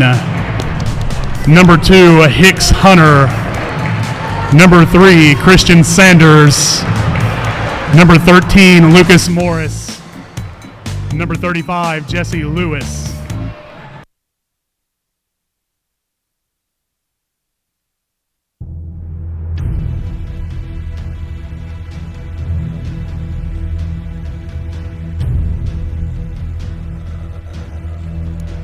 And now, get on your feet and greet tonight's Bobcats starting 5. At guard, a 6'3" senior, number 4, Mac Skurlock. At guard, a 6'1" senior, number 5, Nate Castleman. At guard, a 6'2" senior, number 11, Travarius Flood. At strong forward, a 6'2" senior, number 15, Ethan Crumby. And at center for the Bobcats, a 6'6" junior, number 25, Luke Meyer. The head coach of your Bobcats in his first season is Jay Spurlock. He is assisted by Brooks Rauschenberger and Austin Young.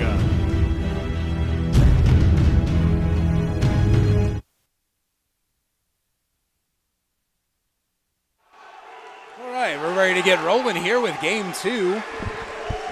A good combination of experience and youth on the floor tonight. Luke Meyer getting the start there at center. You got Travarius Flood on the far side. He's fired up. Nate Castleman, Max Skurlock, and of course Ethan Crumby. Most of these pieces in place from a year before. Of course, Bobcats lost their 2 top scorers heading into this season, but lots of pieces in place, as we've already said. On the far side, Skurlock, he's going to set up. Gets it over to Castleman. Far side to Skurlock.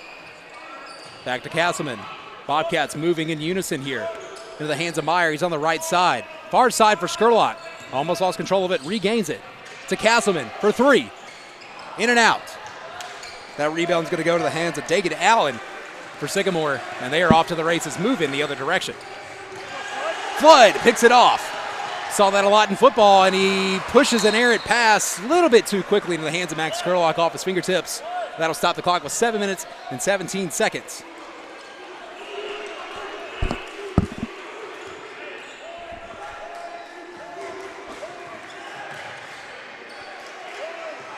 Sycamore moving down to their end.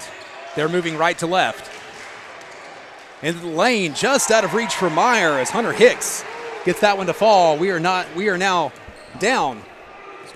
Sycamore takes the lead 2-0 with 6:57 to go. Skurlock on the other end. Flood got up, got in the way of that one. Inside to Meyer, up off the glass. He got it.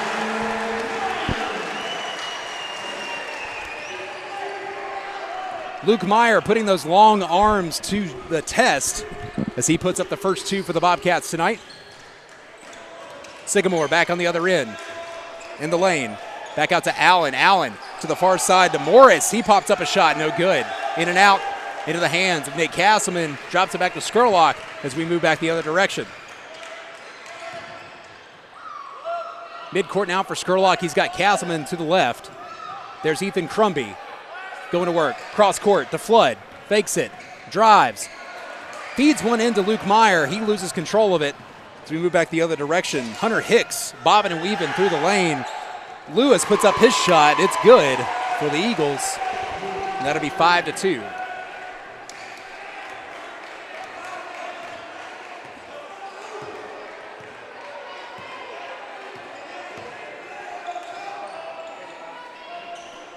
Bobcat setting up on the other end.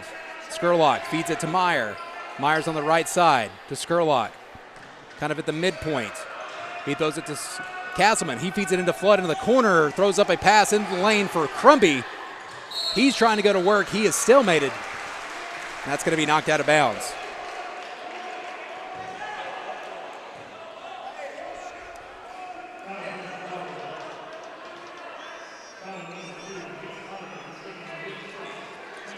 Bobcats will inbound underneath the goal. Gets it into Meyer quickly up off the glass. He's got it. 5-4 in favor of Sycamore now. Bobcats clawing back into this one. 1 point deficit with 5:20 to go. Back at the other end, it's stolen. Skurlock, he's off to the races. Feeds it to Flood. He got it. Bobcats take the lead. It's now 6-5 with 5 minutes and 6 seconds left here in the first period of play. Bobcats playing with some aggression.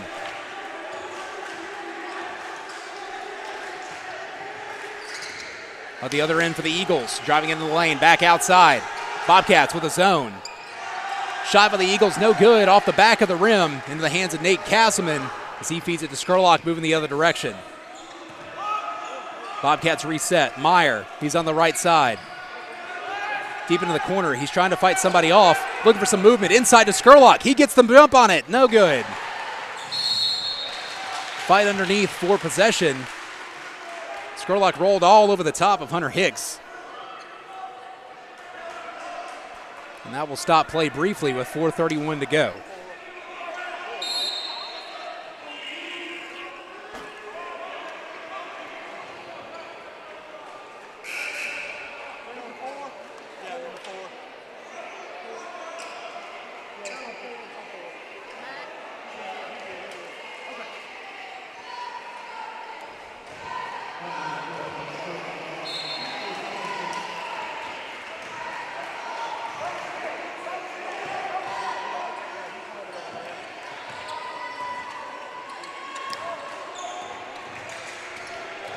Back at the other end for Sycamore.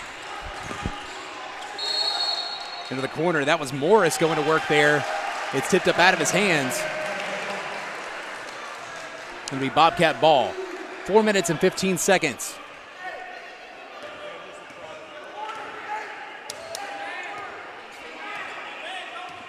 Talking about the Bobcats. Brand new coaching staff here. Jay Spurlock and his assistant Brooks Rauschenberger. They're in their first years. Oh yeah, they're alumni. Flood in the corner for three. Got it. 9-5 is Travarius Flood with 3:51 to go here in the first quarter. Flood now will meet up at midcourt to break down for defense. He's working on Hicks, trying to cause as much chaos as possible. Working inside, other end, Crumby got his hand in, Meyer got his hand in. May have been a bit too far inside.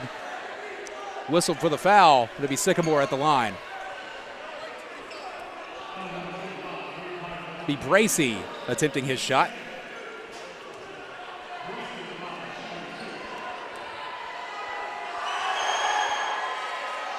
Scores of interest from around the county at the end of the first quarter in playoff football action. It's East Robertson 21, Smith County 0. Quite a different score than the last time that they met at this point of the game. So good luck to those Indians as they continue on their quest out of Cross Plains. Back here in Greenbrier on the other end, Travarius Flood, he's going to work as he tries to drive it in, has that ball taken away from him. Well, not taken away from him, it was knocked out of his hands, rolls out of bounds, still be Bobcat ball.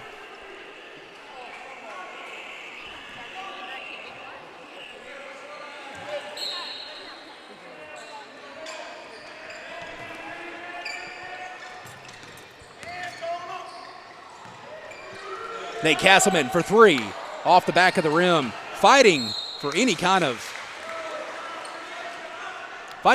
position there. Was Luke Meyer, no good. As Sycamore is going to move back the other direction.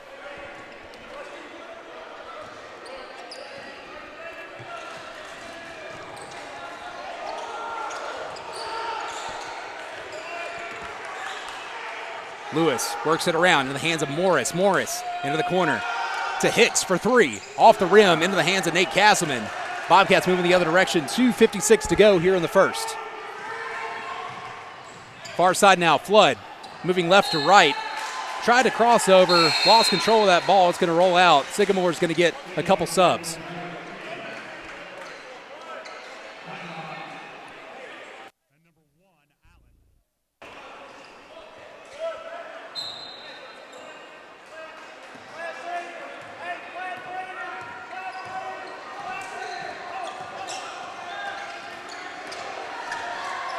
Sycamore in the corner for three. That was Morris off the rim. Rebound Eagles. Morris drives back in, gets back, and floats one in. It'll be 9-8 now. Bobcats moving quickly the other direction. 2:28 to go here in the first as Castleman brings us down. Max Skurlock will bring us down this time. Now in the hands of Crumby. Switches off into the lane. Pumps, fakes. Hands of Meyer now as he's trying to go to work. They're going to get him for a travel.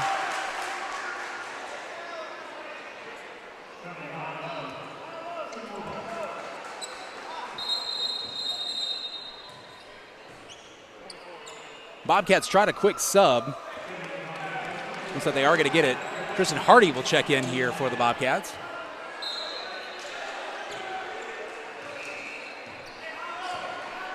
And Hicks will bring us back up court for the Eagles. 2:12 to go here in the first quarter of play. It's Bobcats 9, the War Eagles 8.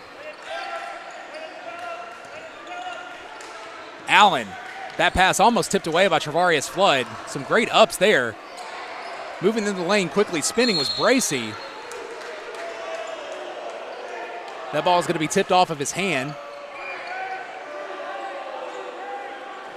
Lee ended up calling that off of Travarius' shoulder. I apologize. It'll be Sycamore ball underneath the goal. Quickly to midcourt here.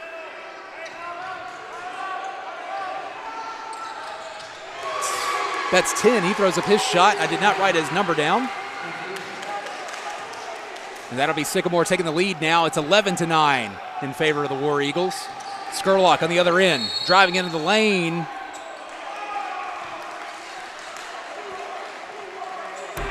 Foul number 1, Allen for Sycamore, his first, team second of the quarter. Quick inbound play, tipped away. Bobcats will take over once again. Skurlock to inbound with 1:35 to go. Quickly into Flood. He'll switch back with Mack. He'll roll off to the right. Skurlock going to work now, moving left. Pass to Castleman. Hardy, nice plant, screen, move. On the other end there, Max Skurlock had the ball, had it stolen away from him quickly by Allen. He's small and elusive, that Dagan Allen. Now he's on the right side shooting three. Off the front of the rim, rebound Skurlock. He had 3 Eagles all over the top of him. They wanted him for a walk. Not going to get it as he's pushed down to the ground. Couple subs coming in for the War Eagles now. 1:08 to go.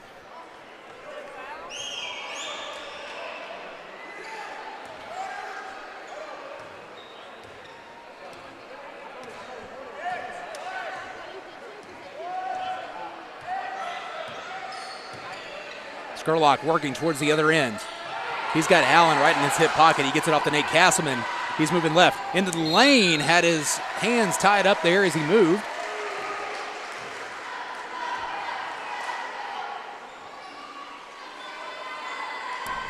Foul number 24, Bracey for Sycamore. His first, team third. Nate Castleman at the line, shooting 2. Castleman will take to the line, 50.4 seconds to go. First shot is up and it's through. Luke Meyer is going to be checking in. He'll give Ethan Crumby a break, as Castleman will set up his second shot.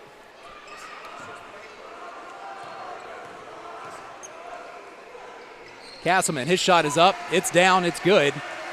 We're all knotted up here with 49 seconds to go. Sycamore moving quickly. Allen gets it up here. Castleman.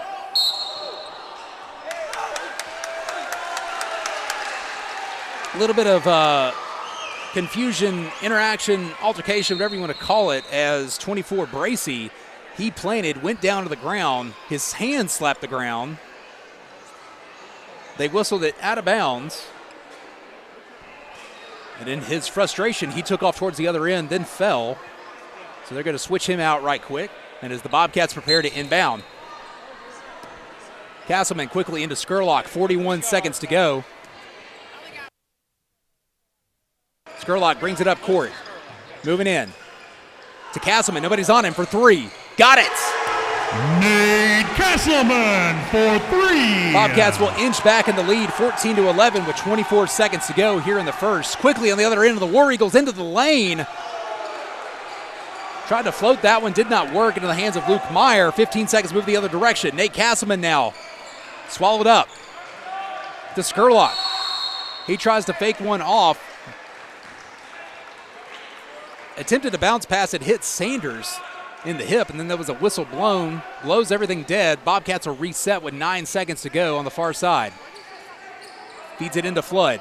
8 seconds to go. 7, 6, 5. Playing for the last shot. 4, 3 to Castleman. 2, 1. Nate pulls it up at the buzzer, off the front of the rim, no good. And then no foul called, what everybody assumed would happen, but we will take this into the second quarter with a 3-point lead. Greenbrier 14, Sycamore 11.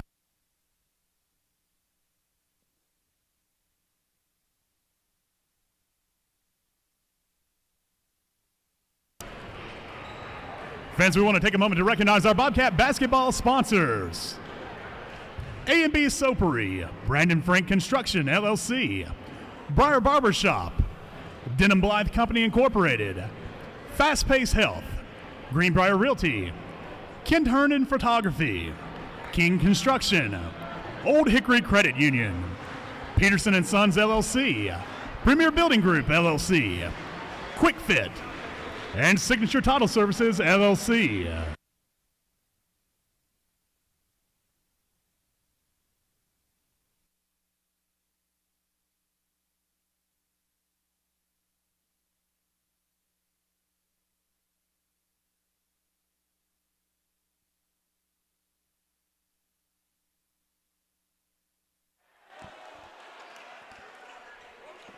Reset the clock. We got 8 minutes up there. We got the second quarter coming at us.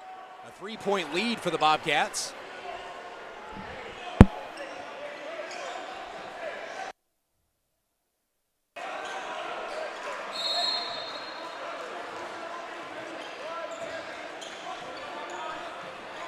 Hicks will move it back up court for the Eagles. Passes far side to Allen. Into the corner for Morris. Morris working on Skurlock. Back around quickly to Hicks, inside, back outside for 3. That was 10. I need to get his name here in just a moment. Moving the other direction is Skurlock. Into the hands of Meyer. He's moving to the middle. Flood for 3. Top of the key. In and out. Rebound. That's Hardy. Hardy flips it back to Skurlock. He looks at it for 3. No good. Hardy and Meyer doing some great work there underneath the basket, trying to kick that thing back outside. Just can't get the shots to fall. 3-point lead for the moment. Sycamore on the other end with a finger roll is Morris. That'll cut it to 1 point. 14-13, 7 minutes to go. Far side for Flood. Into the hands of Skurlock, back to Flood. Quickly into Meyer. Outside for Castleman. Left side for 3. In and out. Hardy going for the rebound. He's going to be called for a push. 6:47 to go here in the second.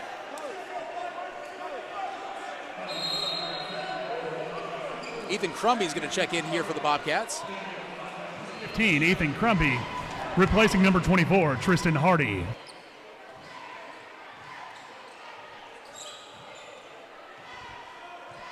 Sycamore will slowly bring it back up. That's Hunter Hicks with the ball. He's working on Flood. Moving down the right side, kicks it outside to 10. Top of the key for 35, working it around to 1. He's on the left. Into the deep corner there for Morris as he drives into the lane. No good. Stolen away, fed up to Castleman. He's already on the other end. Bobcats slow it down, get to set it up. Back to Castleman. He's at the top of the key. Skurlock moving right. Left side for Flood. Castleman back to Skurlock. He's going to take a shot for 3. He got it. 17-13. Max Skurlock. Now 6 minutes to go here before the half. On the far side, we got a walk. Traveling violation, Bobcat ball.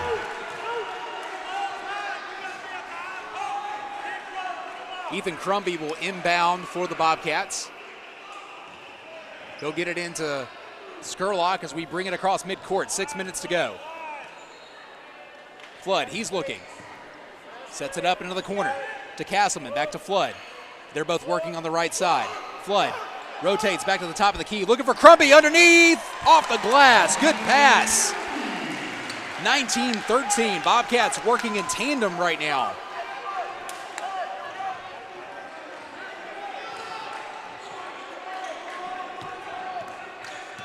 It's funny, if you were paying attention to the scorer's table, you would have seen everybody yelling and screaming that Ethan was wide open. Can't help it that he was eclipsed by Luke Meyer. But great work, and that's out of bounds for Sycamore. Bobcat ball with 5:21, and that's going to force a War Eagle timeout. Christian Sanders.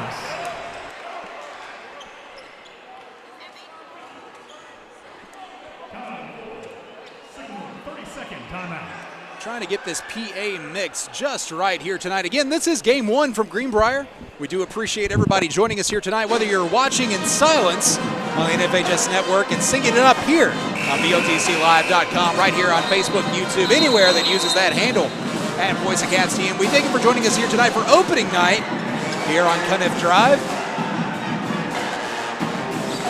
Lady Cats did not get off to the start that they wanted, and they were quickly put away by Sycamore earlier. If you're just joining us, of course, that was a really good Sycamore ladies team from a year ago. Not to discredit the really good Lady Cat team that we saw just a year ago. Trying to get the rhythm, trying to get everything going here. First couple weeks of the season. Lady Cats now 1-1. Bobcats 0-1. Looking for that first one in the W column here tonight. Back on the far side, Flood. He and Meyer playing hot potato. Back to Luke Meyer. He lost control of it. Too hot for him. 4:57 to go here in the second.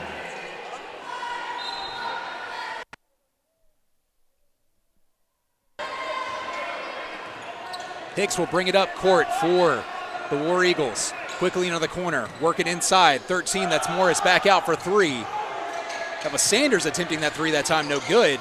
Rebound underneath Sycamore. Quick pass, quick pitch up to the glass. Travarius Flood comes down with a rebound. Does not matter. 4:35 to go. Bobcats moving the other direction.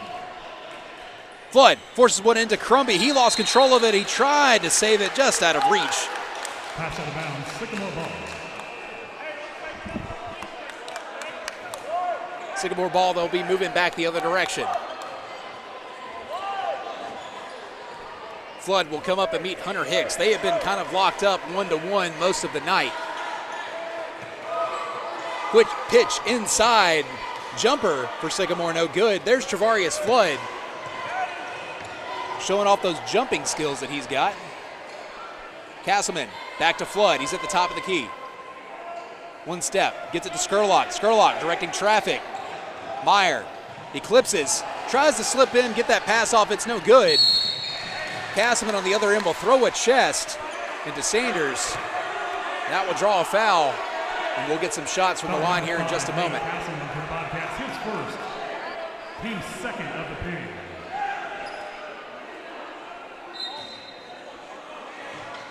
Sycamore, quick inbounds, 13-3. That's Sanders in the corner, far right corner. He gets it back up to Hicks. Hicks over to Allen. Allen's working on Castleman. Castleman causing some chaos. They get it to 10. He tries to drive in underneath the basket. It's still loose. Nobody was going after the ball except for Ethan Crumby. He's got it into the hands of Castleman. He gets it to Flood, trying to get it across midcourt. 3:32 to go here in the second quarter.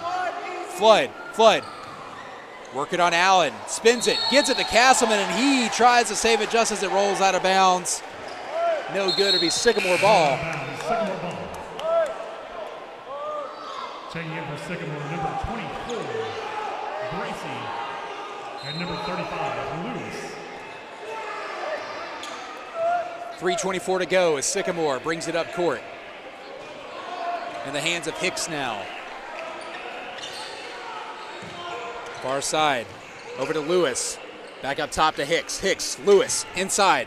Feeds it to Morris. Morris trying to stop on a dime, doesn't get it. Underneath, Crumby is there with his arms just out of reach as Bracy's able to put that one back. And it's 19-15, still in favor of the Bobcats. 2:58 to go here before the half. Far side, Meyer now gets it back to Flood. They're on the left side.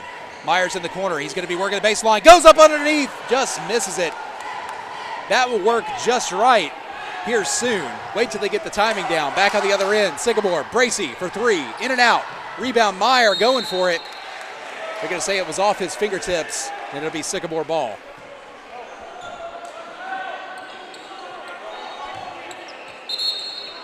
Colt Norman's going to check in for the Bobcats. Checking in for the Bobcats. His first action tonight. He's going to give Luke a rest. Replacing number 25, Luke Meyer. Quick in underneath. Crumby is there with his hands. They're going to say that he fouled him, or maybe Colt fouled him. I'm not too sure. It does not matter. Sycamore will step up to the line. Bracy to shoot two. Foul on number 12, Colt Norman. His first, team third. Bracy shooting two.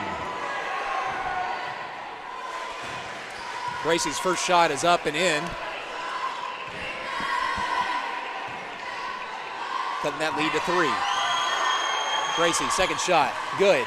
19-17, 2:34 to go here for the Bobcats. Skurlock. He's going to bring it up court. He and Flood working together. Feeling the pressure. Driving up, they're up. Around the three-point line, 2:20 to go.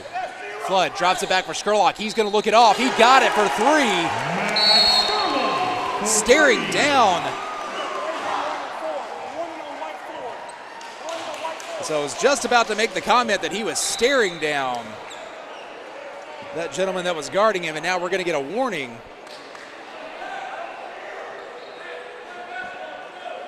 So they're got to be careful with the sportsmanship. Again, we've talked about the sportsmanship, fans and players alike. Nobody is going to stand for any of that stuff these days. Back on the other end, Skurlock did not bite on the pump, but he went up and slapped the ball, or so I thought. I'm afraid he may have hit a wrist or something, as that basket will count. And Bracy's going to go to the line, potentially, Bracy shooting one. to add one more. He does it, rims out.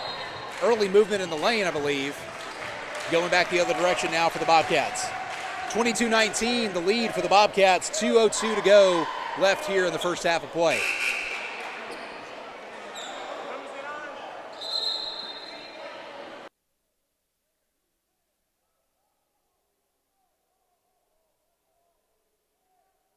Okay, cool. So that was not on Sycamore.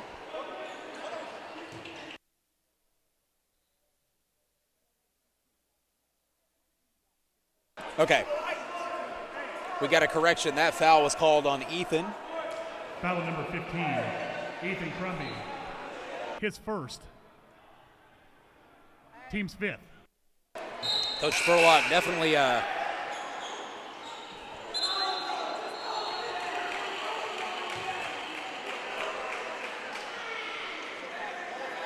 little bit of pantomiming going on. And so that's 5 fouls. Again, with this rule change, you hit 5 fouls in the quarter. That's going to be a free throw. Morris at the line. Everybody's working through this, trying to figure out all of these new rules.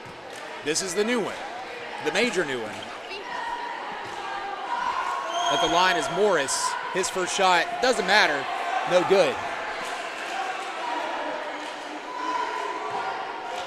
Everybody's getting accustomed. It's week 1 for everybody. Morris, second shot, it falls. It'll be a 2-point lead for the Cats, 2 minutes to go in the second. Scurlock moving the other direction. Driving in the lane, kicks it back out to Flood for 3. Off the front of the rim, Scurlock there with a putback, he got it. Little Hoosier tip drill. 4 points, the lead. Back on the other end, Ethan Crumby once again.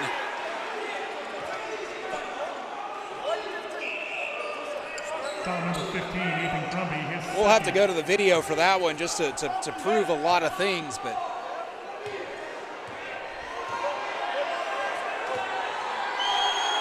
Lewis, first shot, it's no good. Luke Meyer will check in. He's going to give Ethan a break. Checking in for the Bobcats, number 25, Luke Meyer, replacing number 15, Ethan Crumby.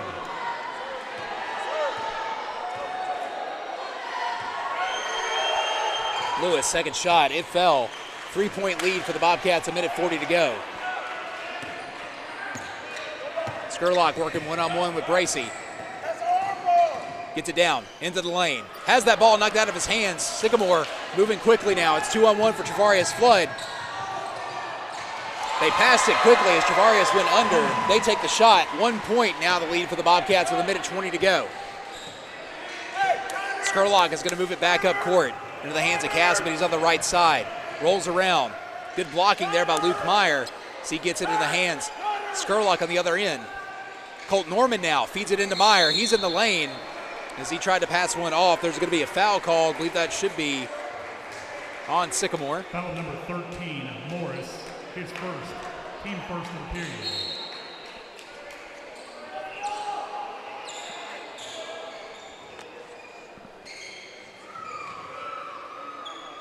Under a minute to go here. Flood into the hands of Castleman. Castleman working baseline. It's tipped up out of his hands. Moving the other direction. 53 seconds to go.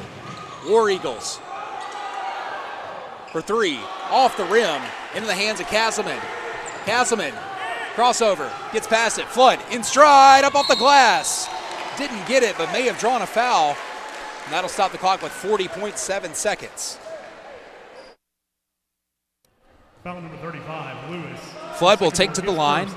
Team second. Flood at the line, shooting 2. 1 point is your lead for the Bobcats. 40.7 seconds, 24-23. Flood. First shot will rim out.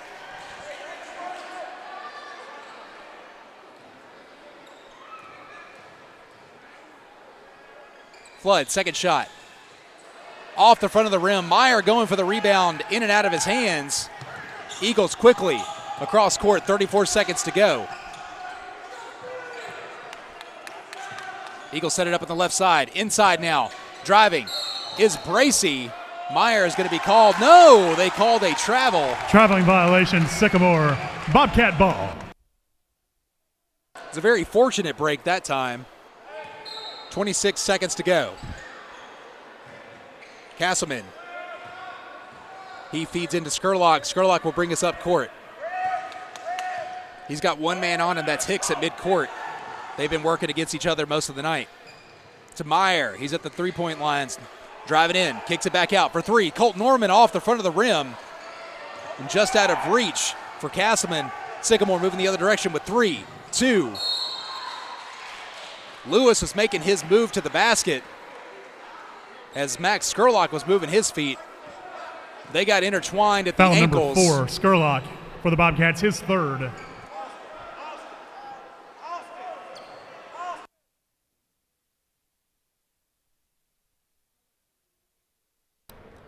Lewis at the line, shooting 2. They're going to work to clean up the sweat off the floor right quick.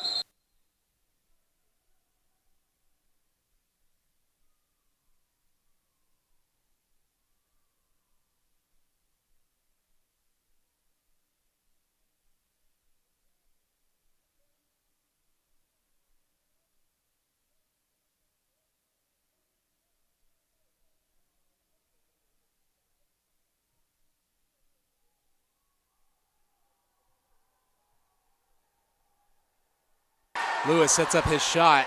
First one's off the back of the rim.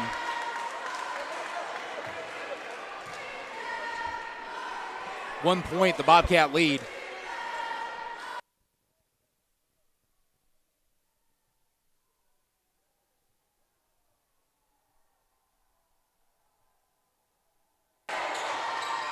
That one will fall.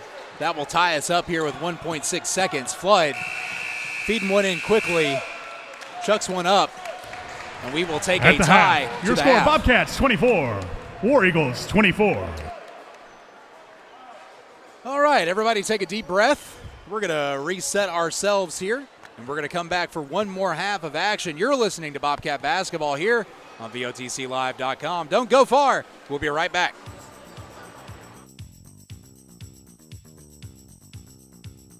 Welcome, everyone. You are listening to the Voice of the Bobcats, your home for everything that is Greenbrier sports and information. Be sure to like and follow us on X, formerly known as Twitter, Instagram, Facebook, YouTube, and anywhere else you see the handle @VoiceOfCatsTN. We are committed to providing you the best resource for all information you might want to know about your trip to the Briar. As we take a look in and listen in on pregame, we would like to tell you a little bit about Greenbrier. Located at the highest point between Louisville, Kentucky and Nashville, Tennessee, Greenbrier High School just recently celebrated its centenary. That means that Greenbrier High School has been in existence now for over 100 years. With 2 elementary schools that feed into one middle junior high that then in turn feeds into GHS, our school is growing by leaps and bounds as well as our community. With an official enrollment of 842 in 2022, Greenbrier participates in Class 4A Region 5 for football, Class 3A District 9 for basketball, baseball, and softball, and with most other sports like volleyball, tennis, track, cross country, and wrestling landing in either single A or double A divisions. You can find more about Greenbrier High School, its mission, and much, much more by visiting their website, ghs.rcstn.net.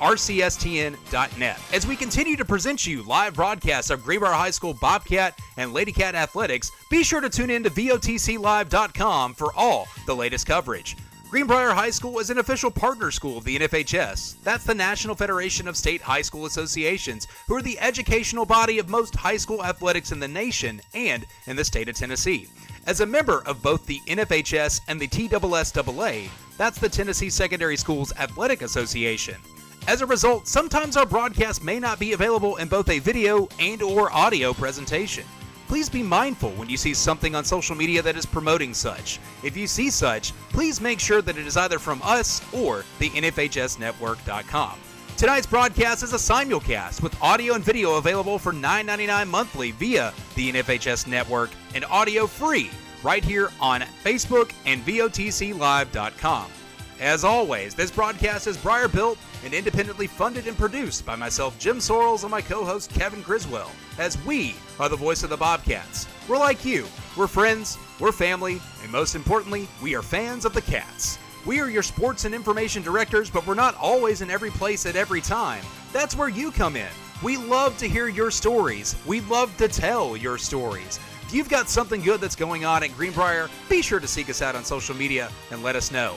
As for our broadcast, the opinions of the host or any voice overheard during the course of this broadcast is not the opinion of Greenbrier High School, the Robertson County School System, or anyone else who may not be named. This broadcast is completed with no monetary gain and with respect to all copyrighted materials with shown or heard. Anything pushed to the public is entirely coincidental. With that, please keep in mind that all NFHS video broadcasts are copyright to the NFHS Network and the TSSAA. No reproduction or reposting is allowed. All VOD will have the audio stripped from it. Greenbrier High School is an official partner school of the NFHS, the TSSAA, and Greenbrier High School is committed to sportsmanship at all levels. For more on the TLSAA, their beliefs, and their mission, here's the voice of the Tennessee Titans, Mike Keith. Hi, I'm Mike Keith, voice of the Tennessee Titans.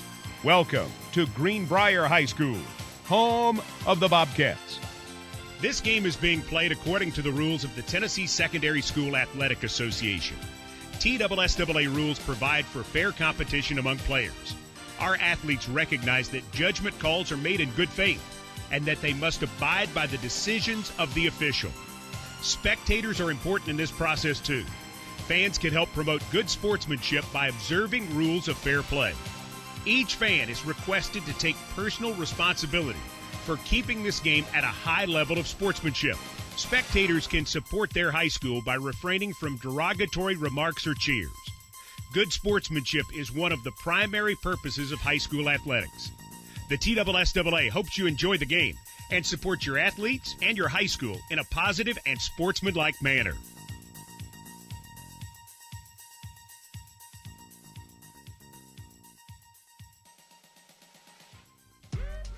And now let's check in on some rule changes for this 2023 basketball season.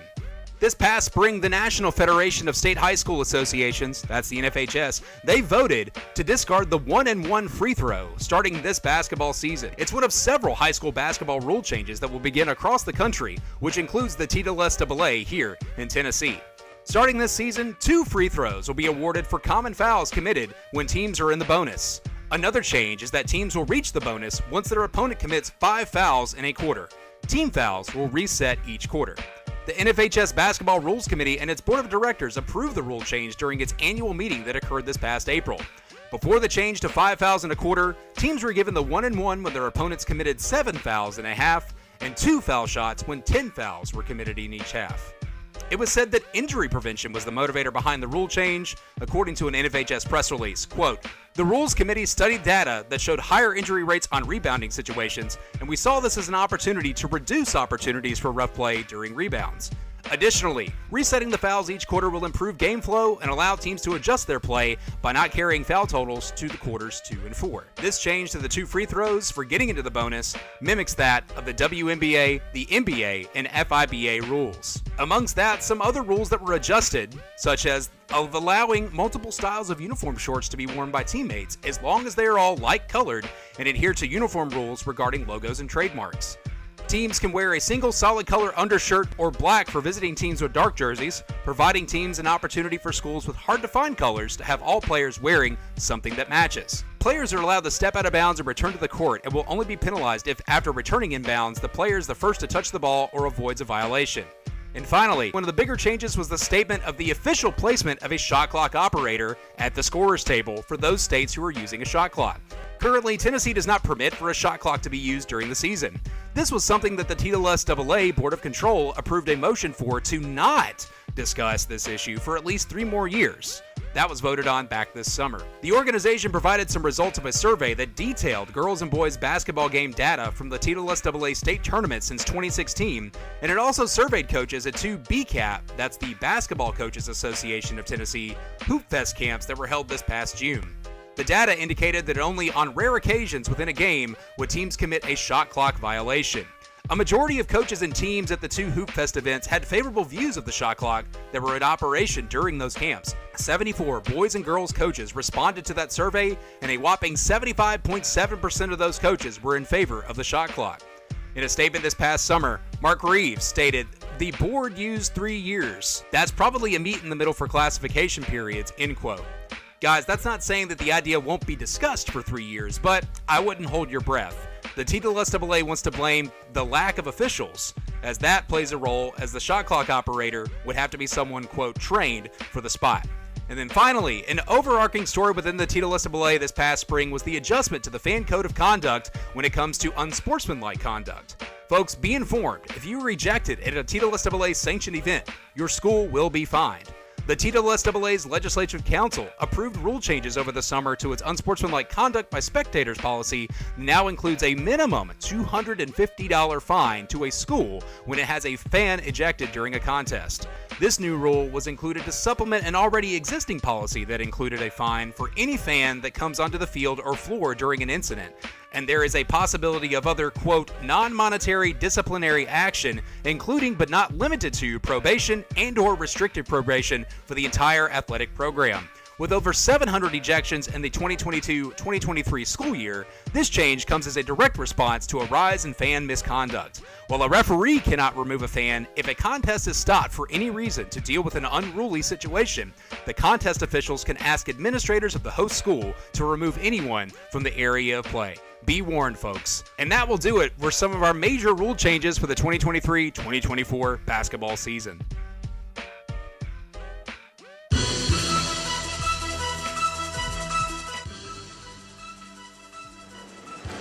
All right, we're going to check in on a couple football scores right quick. We've got East Robertson. They're up 35-6 over Smith County. They're in the second quarter at last check. Alcoa up big on Gatlinburg Pittman, 31-7. Liberty Creek, they are struggling at East Nashville. They are down 21-7. They're in the second at last check. Centennial and Page all knotted up at 7. That's a big game. They're in the third quarter. Greenville, Anderson County, they're in a tight one. They're headed into the fourth. It's Greenville 28, Anderson County 17. South Pitt shutting out Gordonsville 28-0 currently. Knoxville West all over Powell 17-5. They're in the third quarter.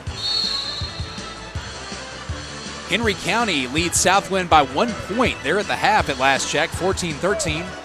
Marshall County leads Pearl Cone 18-14 at last check. And we're ready to get back to work here. Bobcats, they're on the court. Inbounding, quick pass inside, stolen away by the Eagles as we move back the other direction. Sycamore now moving left to right on this Bobcat team, and they've got a shot away, and they're going to break the tie to take the lead by 3, 27-24 with 7 minutes, 30 seconds to go.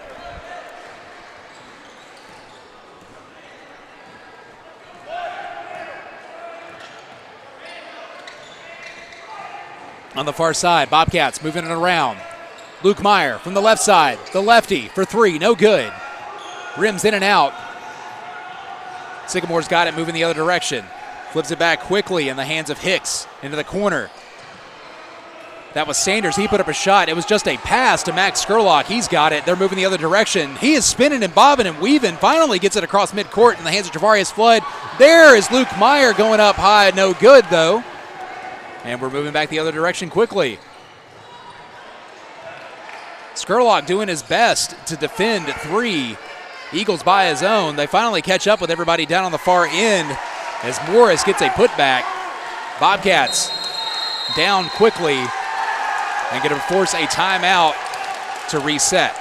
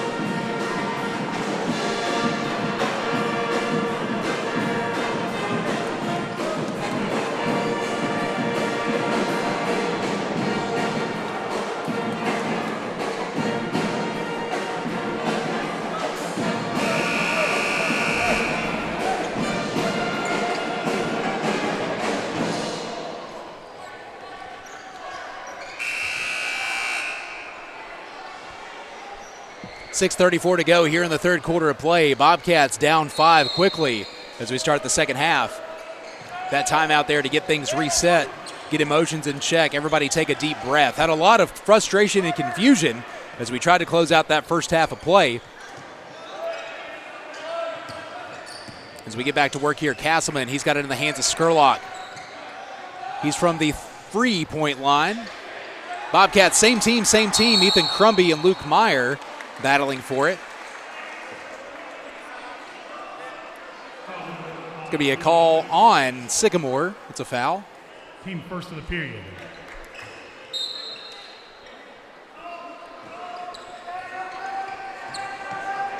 Skurlock inbound to Castleman for three.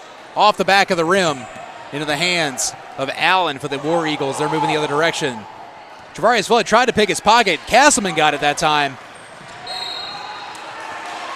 I apologize. Max Skurlock was the one that knocked it free into the hands of Nate Castleman as he moves it back up court.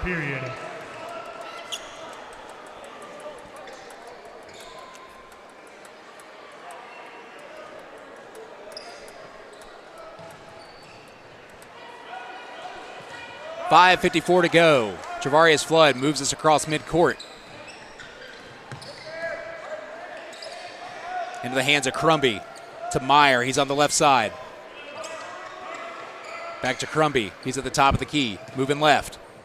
Tries to get into the lane. Bobbs weaves through it. He got through and put it up. 3 points the deficit for the Bobcats now after Crumby puts that one up. Quickly on the other end. Morris for three. He got it.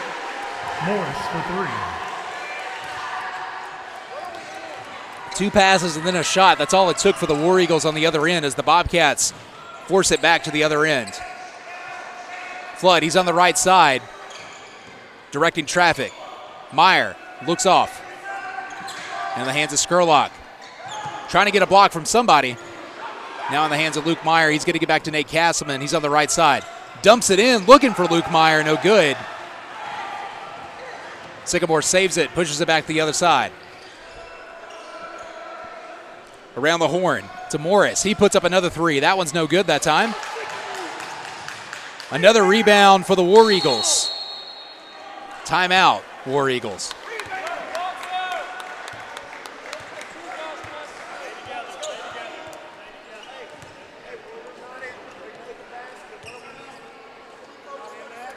Timeout, Sycamore. 30-second timeout.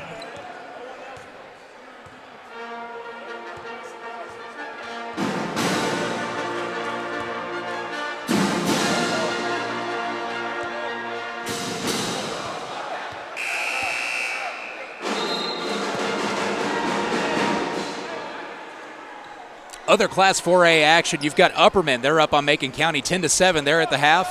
Haywood is up on Dyer County 14-7. They're at the half. And, of course, Greenville and Anderson County, they are deep into the fourth quarter. Marshall and Pearl just went to the half. Again, Marshall County in the lead, 18-14. Back here from Greenbrier. War Eagles on the other side. Put up a three-point shot, miss it. It was put back by Hicks. And they extend that lead. It's now 34-26 in favor of Sycamore as the Bobcats struggle. Get it back across midcourt, moving the other direction. Here comes Castleman running baseline. It's going to be kicked out of his hands. I'm going to say that he touched it last. Turnover to Sycamore. Bobcats trying to press. Sycamore breaks it apart. Back on the other end, up off the glass goes Dagan Allen. It's now 36-26. This will be the biggest deficit for the Bobcats so far tonight. Other end, Castleman running baseline. Tries to feed one in to Javarius Flood. He's back out on the three-point line to reset. Javarius looks it off to Castleman. Shakes, bakes for three. Got it. And again, I called Mac Nate. I apologize, Max Skurlock, for three that time. An excellent move with that crossover dribble. It's 36-29 here with 3:42 to go. Back to the other end for Sycamore. Into the corner for three. Rims out, no good. It's going to bounce off of a War Eagle and out of bounds. Checking in for Sycamore. Should be Bobcat basketball moving the other direction. Kimbrough and number 24, Bracy. 7 points the lead for the War Eagles, 36-29 with 3:36 to go here in the third. Castleman will inbound to Skurlock. Working one-on-one, gets across midcourt. Shakes.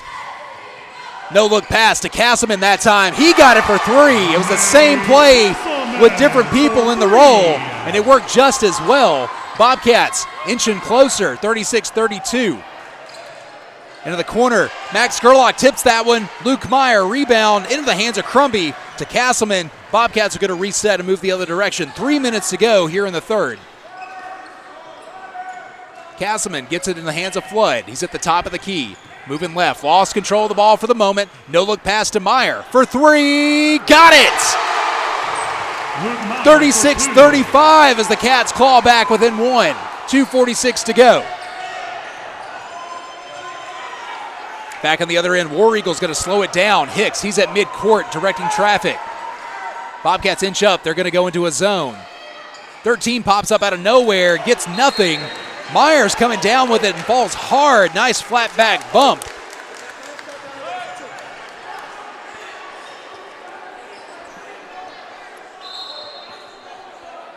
I'd say there's a little bit of condensation on the floor. We're going to get the Gatorade towel and wipe that one up. 2 minutes, 29 seconds as the Bobcats have made it interesting here, clawing back in within two. Team third of the period.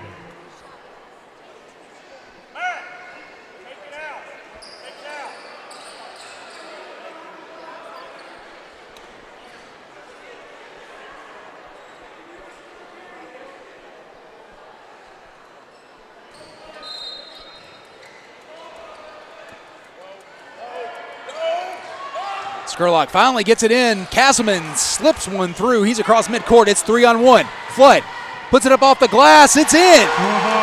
Bobcats tie it up.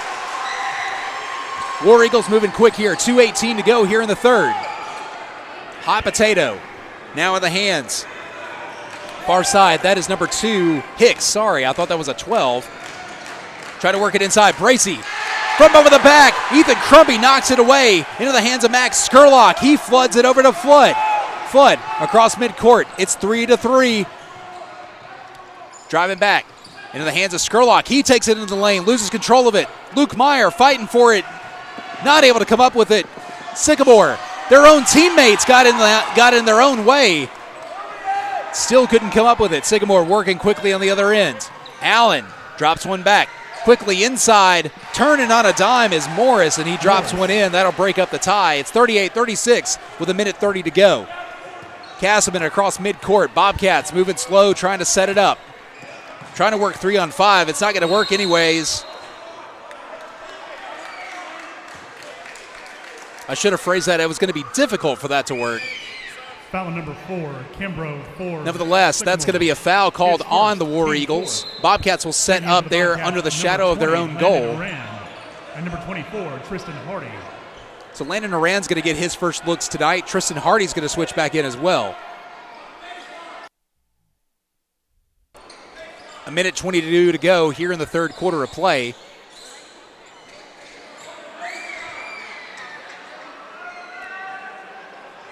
Floor is holding a lot of condensation tonight. Of course, this thing was stripped and freshly lacquered back before the season started.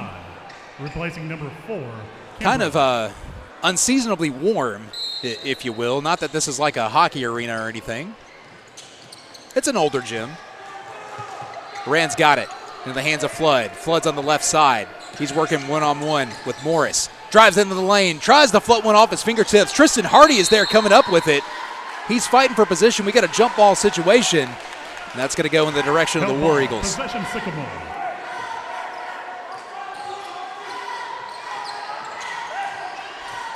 Sycamore hot potatoes it. Gets it across midcourt in the hands of Bracey. Bracey one-on-one with Ethan Crumbie. He spins. Crumbie, he went up for it, lost his footing, and came down. Number 15, Ethan He's going to be called for a foul. His third. Team first of the period. 1:02 to go as Bracey takes to the line. Bracey at the line, shooting 2. 2-point the War Eagle lead as Bracey sets up. First one's away. It's in. 39-36. Sycamore going to get a couple switches. Lewis checking in. Lewis checking in. Bracey, second shot. It's good. 40-36, 4 points the deficit now for the Bobcats with a minute left here in the third. Remaining in the period. Thanks, Kevin. Bobcats press it across midcourt. Skurlock knocks a man down. That ball was kicked. They're not going to call anything about that, but they certainly will get. There we go. There's some traveling. Traveling violation. Bobcat ball. Bobcats going to get some quick substitutions in. Luke Meyer, Nate Castleman checking in. Luke Meyer. Replacing number 15, Ethan Landon Crumbie. and Ethan. And number 20, Landon Rand. Landon and Ethan will take a seat, get a little bit of rest here. Max Skurlock to inbounds with 51.1 seconds. Flips it quickly to Meyer, to Castleman, around to Flood. Inside to Meyer, up and over. Quick pass, quick shot. Jones is going to be called for the foul. It wasn't a good shot, but it was an attempt, and that's all that matters as Luke Meyer takes to the charity stripe. 45.7 seconds to go. 4 points your deficit as Luke looks to cut into it. First one's up and away, good. 40-37.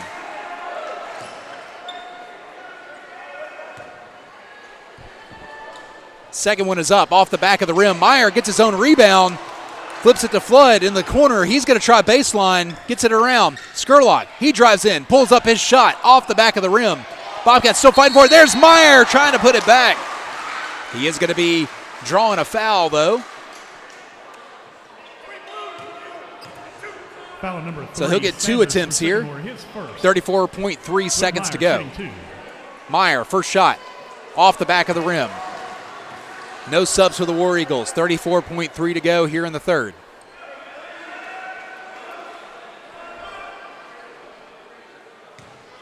Meyer sets another one up.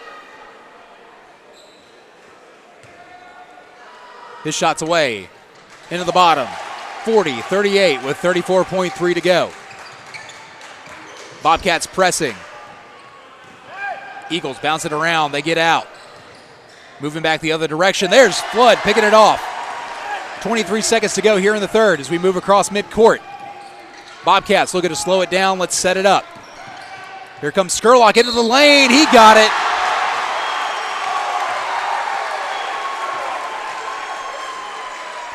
Max Skurlock working a little bit of magic. That basket will count. Number 24, Bracy, his second.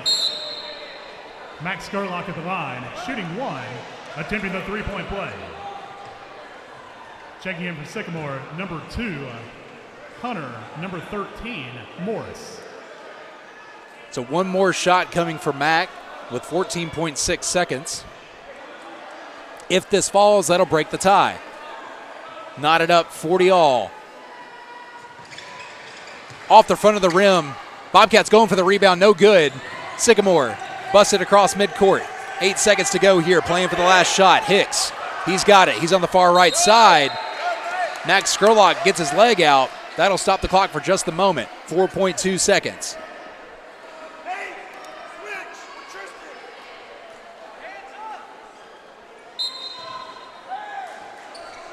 Hicks to inbound for the War Eagles. Gets it in quick for 3. That shot was an arc all the way to the bottom of the net. And they will break the tie and take the lead into the fourth quarter. Lewis for 3. 43-40 as we head into the fourth. After 3, your score, Bobcats 40, War Eagles 43.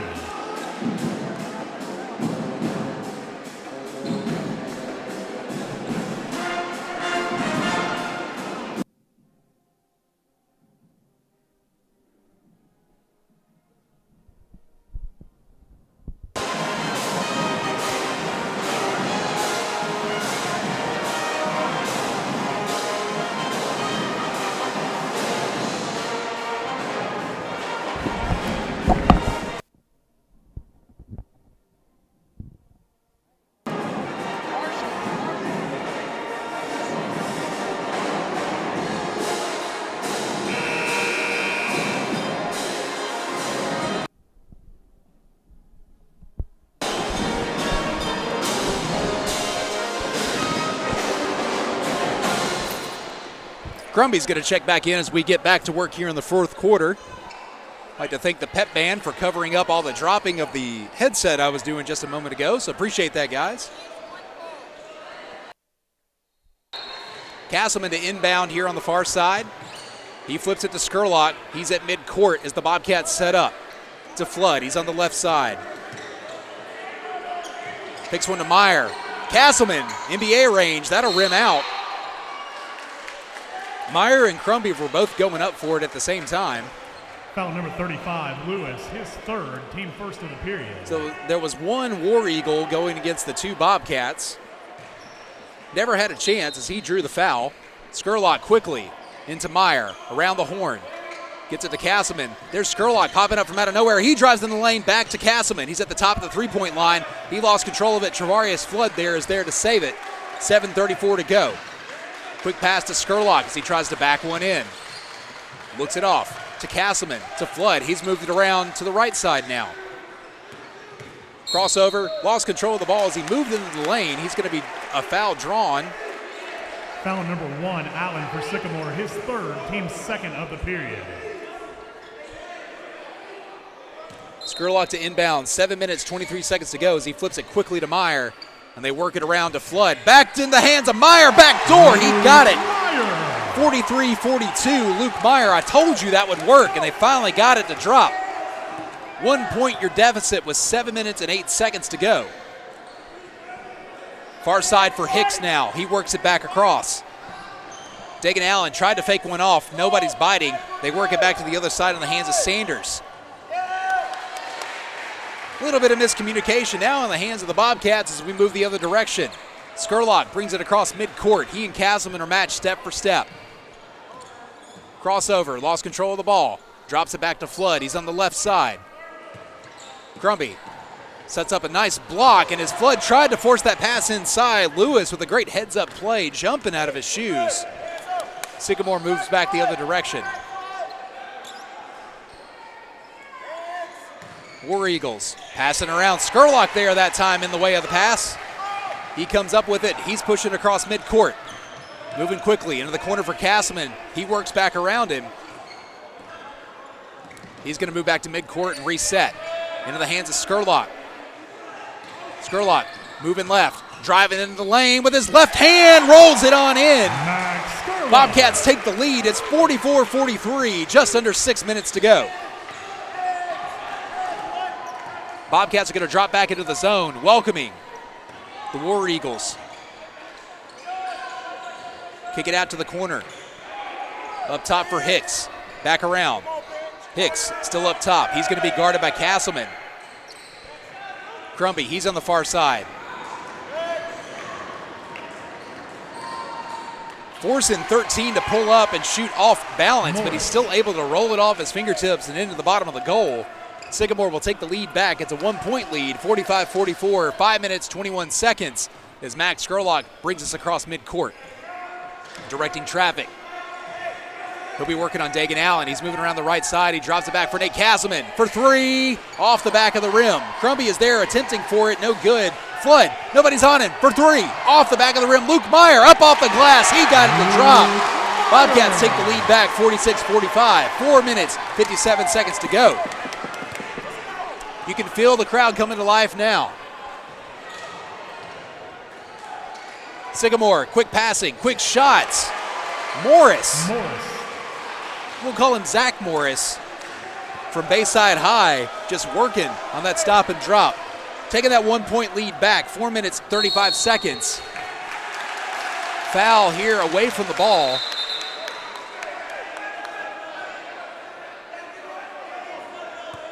Sycamore tried to get some subs in before they could get the call down. So that foul was called against Nate. Offensive foul number 5, Nate Castleman for the Bobcats. His second, team first of the period. Checking in for Sycamore, number 10, McMahon, and number 24, Bracy.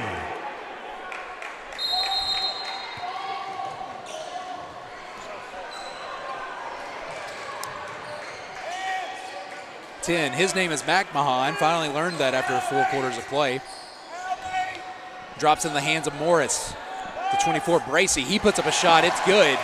Bracy. Sycamore with 2 straight scores. 49-46. Just over 4 minutes to play.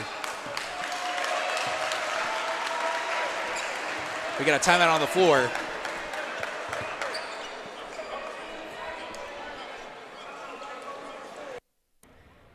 So we got a full timeout. It'll be a 60-second timeout. 60-second timeout.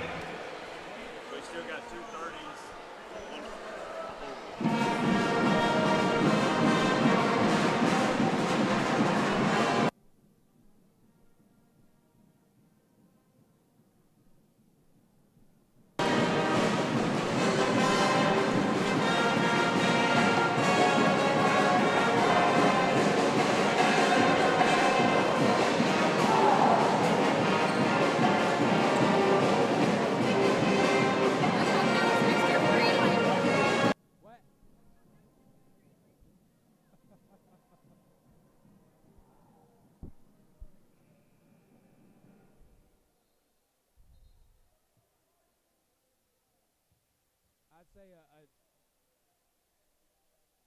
in another lifetime, it probably could have been.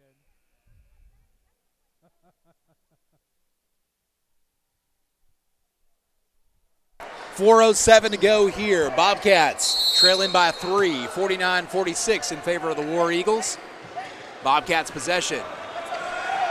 Skurlock moving across midcourt into the hands of Flood. To the corner for Castleman. He drives in, feeds it up to Crumby. He's going to draw a foul. That'll take him to the line. Good work by Nate there. He had a chance to take the shot, saw the opportunity for Ethan to get it, forced it inside, drawing the foul. And we'll step up to the charity stripe. 3 minutes, 55 seconds to go. Crumby shooting 2. Crumby's first shot, up, in, good. 49-47.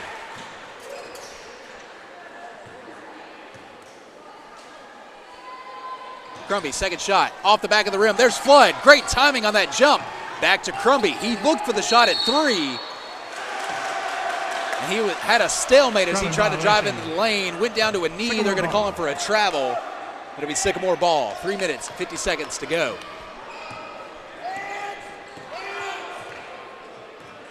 Again, 2-point lead for the War Eagles as they bring it across midcourt. In the hands of Hicks. He's working on Flood.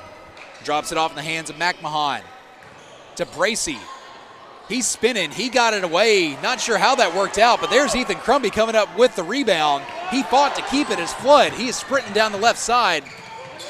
Stops. He's going to think about it. Nice pass to Luke Meyer. Back to Flood into the corner. Left side. There's Skurlock. He's at the top of the three-point line. He tries to wheel it in to Luke Meyer. It's going to be off somebody's shoe. Still be Bobcat ball. 3 minutes and 16 seconds. Quickly, hands of Castleman for 3, drops it. Bobcats take the lead back, 1 point, 50-49 with 3:08 to go.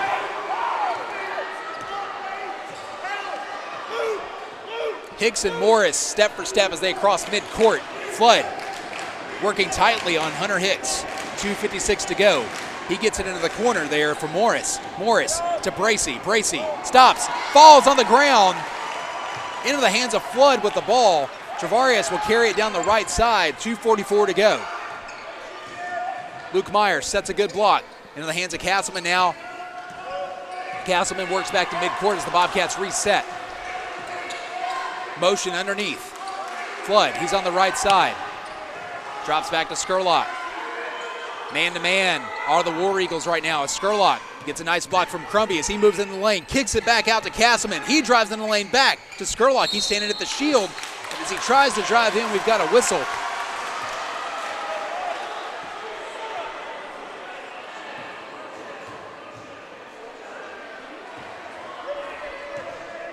Did not like something that happened. I did not see the call. 2 minutes, 12 seconds as the War Eagles move the other direction. It's a 1-point lead for the Cats. McMahon in the hands of Morris. Morris running baseline, throws it across forever. Bracey puts up a prayer of a shot, and it falls into the bottom of the rim. Bracey. It's got to be the hair for that young man. Taking a 1-point lead here, 51-50 with 1:50 to go here in the fourth quarter of play. Time is of the essence as the Bobcats move it back down. Skurlock tries to drive it in. He's going to draw a foul. 1:42 to go. He'll take to the charity stripe. That foul was called on number 1, Dagan Allen. Allen for Sycamore, his 4th. Team 4th of the period.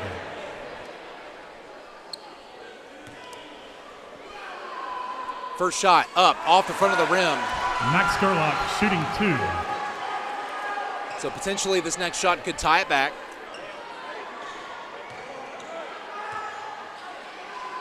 Shot is up. Rims out. Luke Meyer there with some authority, knocking that ball back away, but into the hands of the Sycamore War Eagles. They're moving quickly to the other side. Bracey moving into traffic.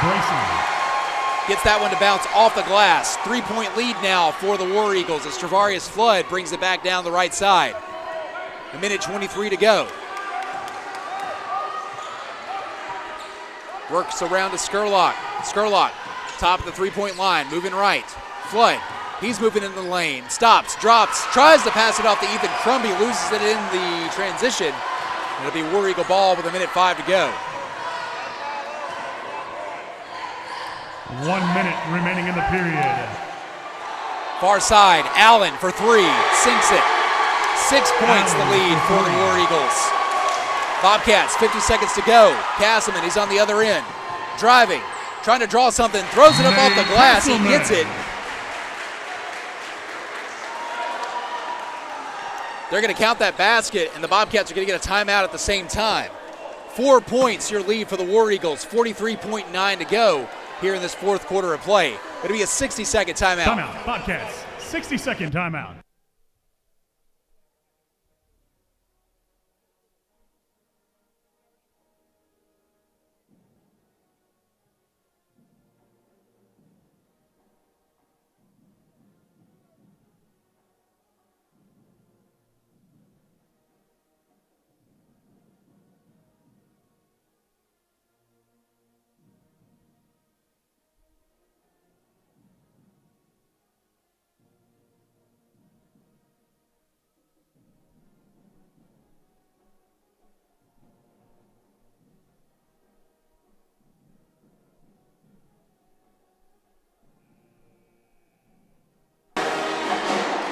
Checking in on some other scores quickly before we get started here in Class 2A. It's the York Institute Dragons, 56. Hampton, 13. The Dragons continuing their miraculous run right now.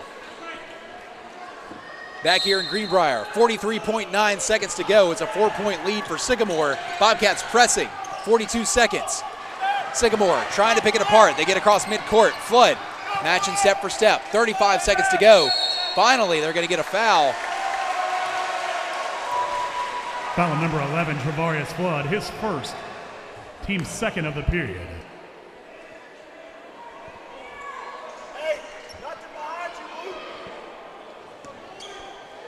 War Eagles quickly inbound.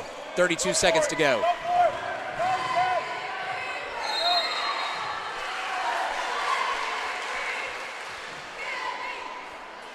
Trying to quickly foul, trying to quickly stop the clock. Foul on number 25, Luke Meyer, his second, team third of the period. 28.3 seconds to go. Still a 4-point lead for the War Eagles.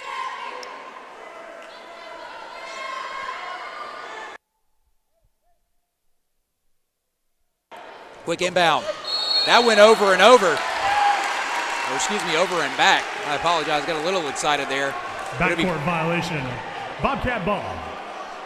27 seconds to go. 4-point lead for the War Eagles. Bobcat ball in their zone. Skurlock to inbound.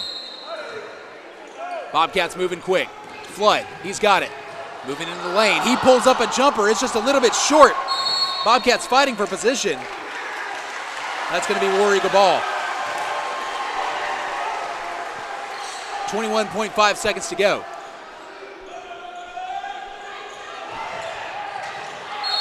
They feed it in quickly. Bobcats going to get a foul to stop the clock. That'll move us back down the other end for some free throws. Foul on number 25, Luke Meyer, his second. Not yet. Not yet. One more, and we'll get free throws. Morris to inbound on the far side. Greenbrier student section getting some instructions. Back up, please. Give the man some room. Let him breathe. Let him breathe. 20.1 seconds to go. Quick pitch inside. They get it. Get it across midcourt. Lost control of it. He was bobbling it. Ball. The argument was that the ball was in the air as they got that timeout called. Can't take them with you, so they're going to take it with 4 points still to go. 15.2 on the clock. Sycamore, 60-second timeout.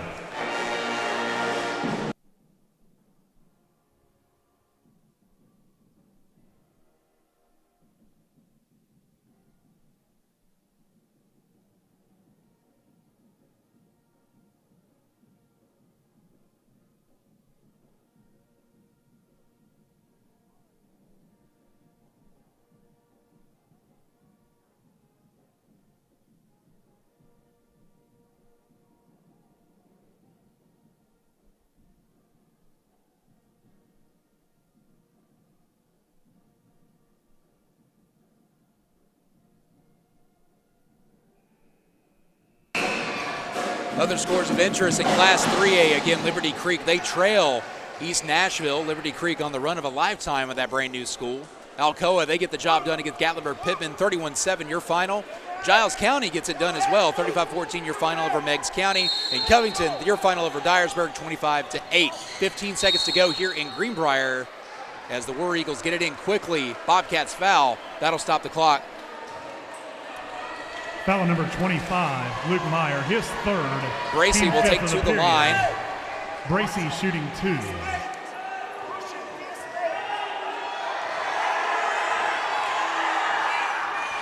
Bracy's first shot is good. It'll be a 5-point lead now for the War Eagles.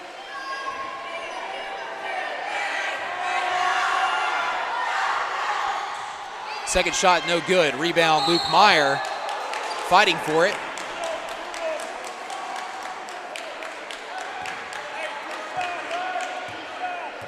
Foul number 2, Hunter for Sycamore, his third. Team 5th of the period. So team 5th now will have some free throws here on the other end as Luke Meyer at the line, shooting 2. 11.7 seconds to go.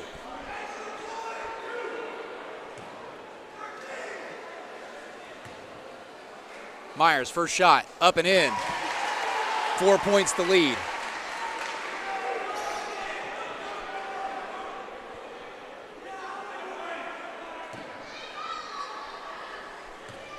Meyer from the line, second shot, it's good.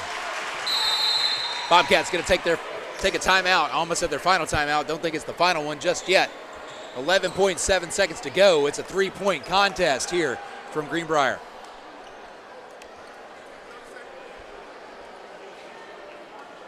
Timeout, Bobcats, 30-second timeout. 1A football action. South Pitt is all over Gordonsville, shutting them out 42-0. Oliver Springs and Coalfield, they had a barn burner with Oliver Springs coming up victorious 20-13. We've got McKenzie and Moore County, and of course Dresden and Union City. Those are still in progress with no scores reported that we can find easily.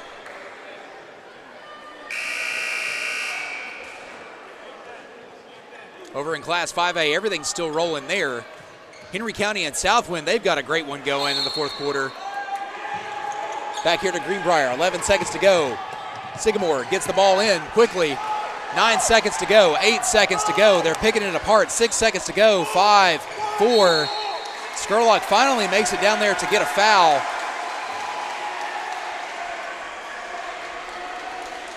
Three seconds to go. Foul number 4, Max The difference is 3 points. And at the line will be Dagan Allen. Allen shooting 2. He misses his first one. Kimbrough checking in for Sycamore, replacing Hunter.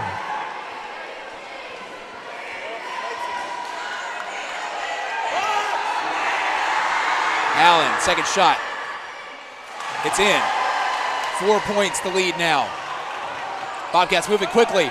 1 second on the clock. Nothing doing, and that'll do it.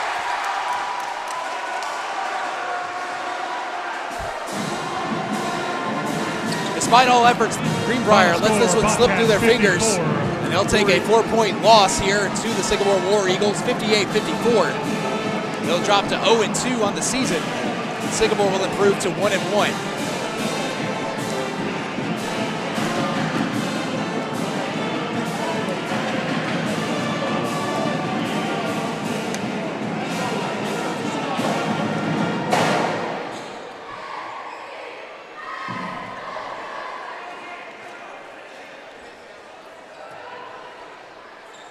Stand corrected, Sycamore improves to 2-0 after that victory. Bobcats will look ahead. Next contest coming up, Westmoreland, Tuesday night, right here at the Briar Patch, followed up with Joe Burns 6 days later on the 27th. Westmoreland, of course, for Greenbrier, always a fun matchup. They're 1-0 right now. Looking back at Westmoreland, they won 23 games a year ago.